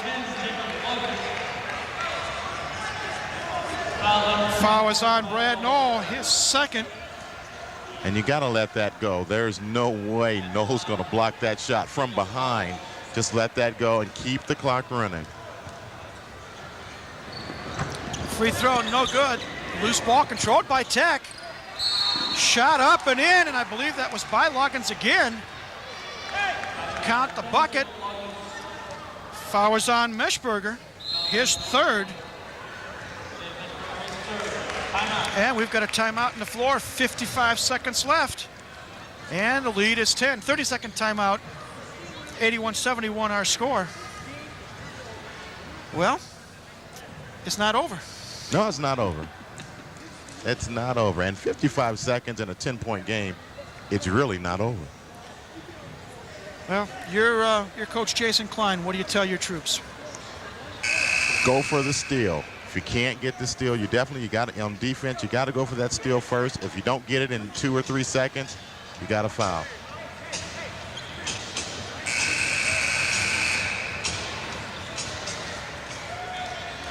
And on the other hand, if I'm Coach Knoll, get it to my free throw shooters. Now at the line, shooting one is Franklin Bush.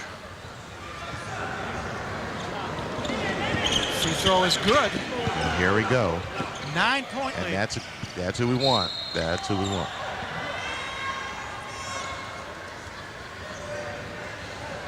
I think Brad's about 6 for 6. And that foul is on McLean, Tyson's second. Okay.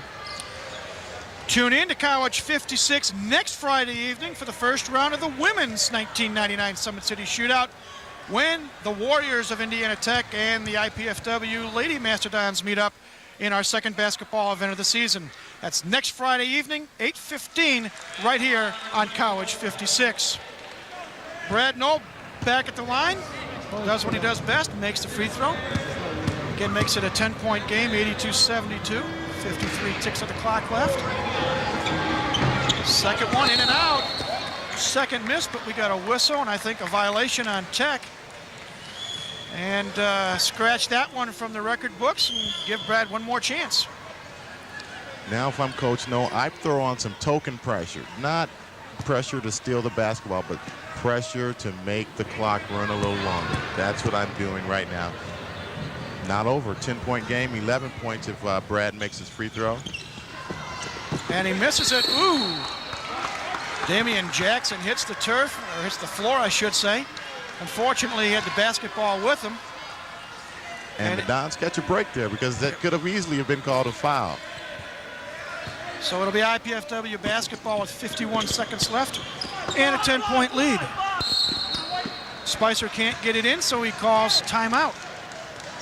Good move for Randy Spicer there. Well, he's what you call a cerebral player, a real heady player. Does a lot of good things out there on the court that won't show up in the box scores. Well, if everything stays as is, Charles, it'll be IPFW playing Tri-State tomorrow night in a replay of last year's championship game. And Indiana Tech will have a rematch with the University of St. Francis in the consolation game. Those two teams played 2 weeks ago on the Cougars' home court, and the Warriors came out on top with a hard-fought, and I mean hard-fought, 68-65 victory. And I know Jeff Reckway's got a little bit of revenge on his mind. He has an excellent basketball team at St. Francis. And I'll tell you, that may be a consolation game, but it won't be played like one. Nobody wants to lose the consolation game. Dons with the basketball, trying to eat up clock. Knoll says, thank you much. I'll take the shot, and misses. Warriors with the basketball now. And a whistle. Shot was made, but it doesn't count. Scepter Brownlee guilty of the infraction. His second. Not what you want to see if you're an IPFW fan. That clock stopped. 34 seconds left, and the opponent has a chance to make 2 free throws and cut into that lead. And this game is not as over as it might seem. That helps, though. Free throw missed by Bush.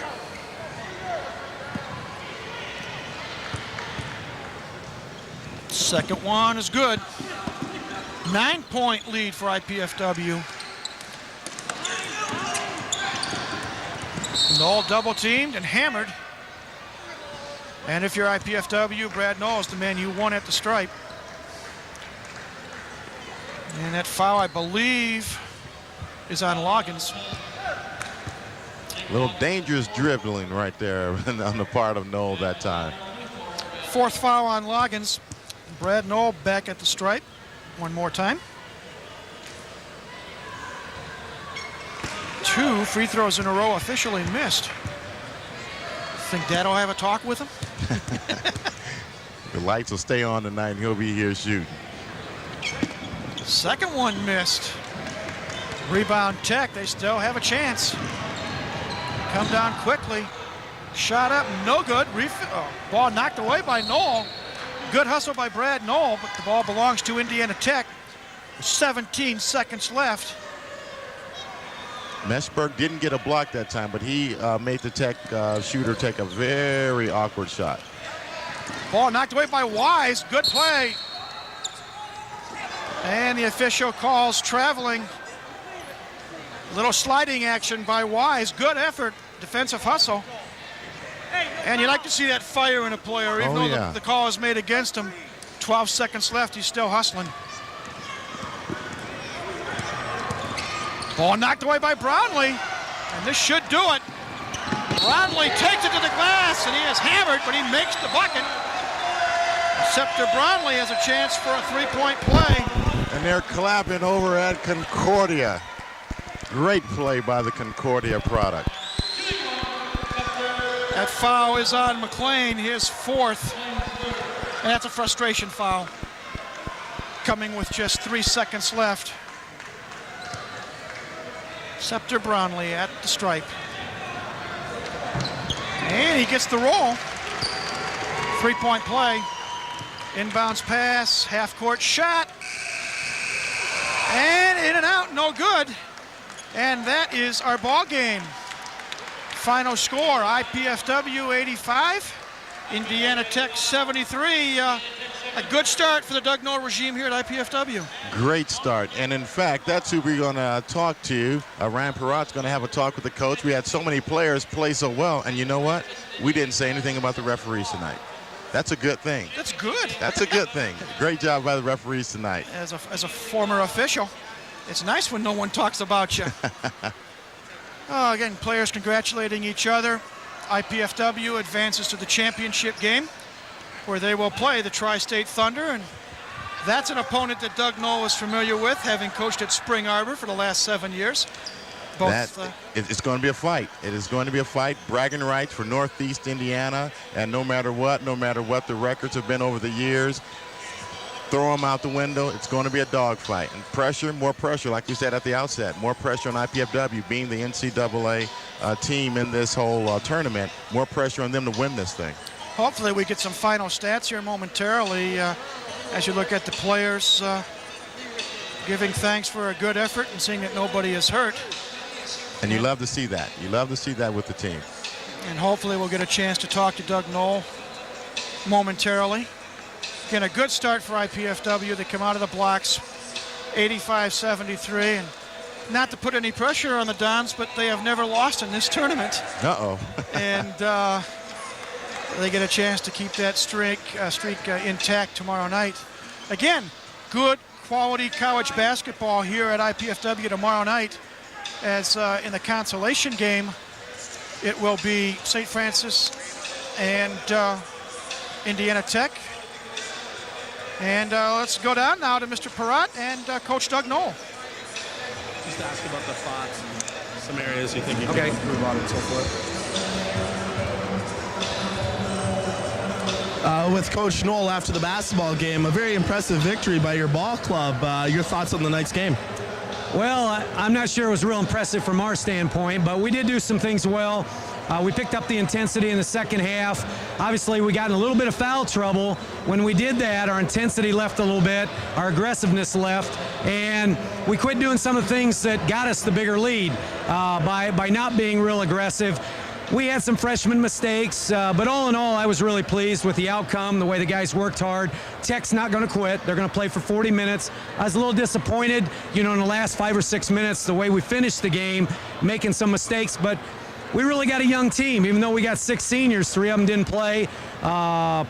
And that's going to happen. We're going to have some growing pains. So hopefully, after I look at stats, watch tape tonight, we can work on some things and adjust a little bit. Do you think the guys are starting to gel together now after the preseason and they're looking ready forward to sort of a good regular season here? Well, I hope so. Two exhibition games aren't going to tell you a lot, but they did show us some glaring weaknesses. The 73 points was really good tonight. I thought defensively, we really worked hard. Tech's going to go to the boards. They're going to go to the glass very hard, very intense.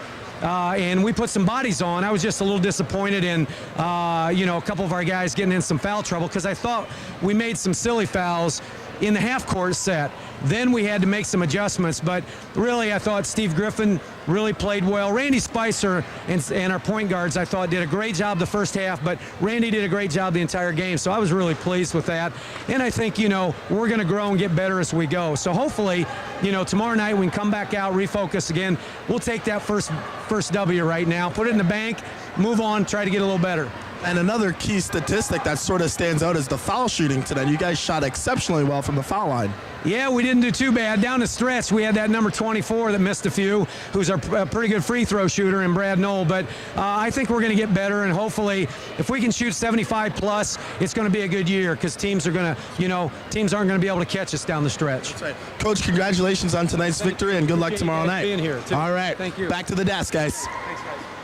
Thank you, Ryan Perrott, for that chat with Coach Doug Knoll, and a happy Coach Doug Knoll getting the regime off to a good start. I was hoping we could get some final stats, Charles, but I see Mike Jewell's hard at work, the SID here, and we're not going to have them. But your thoughts and comments on the game as we bring this broadcast to a conclusion? Intangibles. IPFW did a great job with the intangibles, particularly the bench. Things that you won't see in the newspaper tomorrow. Did a great job. Things you will see, Steve Griffin, wonderful job. Brad Knoll, great job. Rebounding, Aaron Ishman on the glass, did a wonderful job. Meshberger came in, spelled Ishman, wonderful, wonderful. Bench players did a great job. I've enjoyed working with you. I'm looking forward to other broadcasts later in the season, but I enjoyed it. Hey, thank you. I enjoyed it as well. We've got some people to thank for this broadcast tonight. Our program tonight was sponsored in part by Pizza Hut of Canterbury, featuring famous Pizza Hut pizza. We'd also like to thank at this time the College 56 production crew, the IPFW athletic staff, the City of Fort Wayne, Comcast Cablevision, the IPFW Learning Resource Center, and especially the IPFW Office of University Relations and Communications for their contributions to this College 56 Sports telecast. This College 56 telecast of IPFW Sports is copyrighted and the sole property of the College Cable Access Center and IPFW. Unauthorized duplication, exhibition, rebroadcast, retransmission, or other use of this event without expressed written consent is strictly prohibited. We hope you've enjoyed our telecast of IPFW Sports. Thanks again for joining us this evening. For Charles Washington, I'm Mike Moss saying goodbye for now. Again, our final score, IPFW 85, Indiana Tech 73. Good night from the Hilliard Gate Sports Center on the campus of IPFW.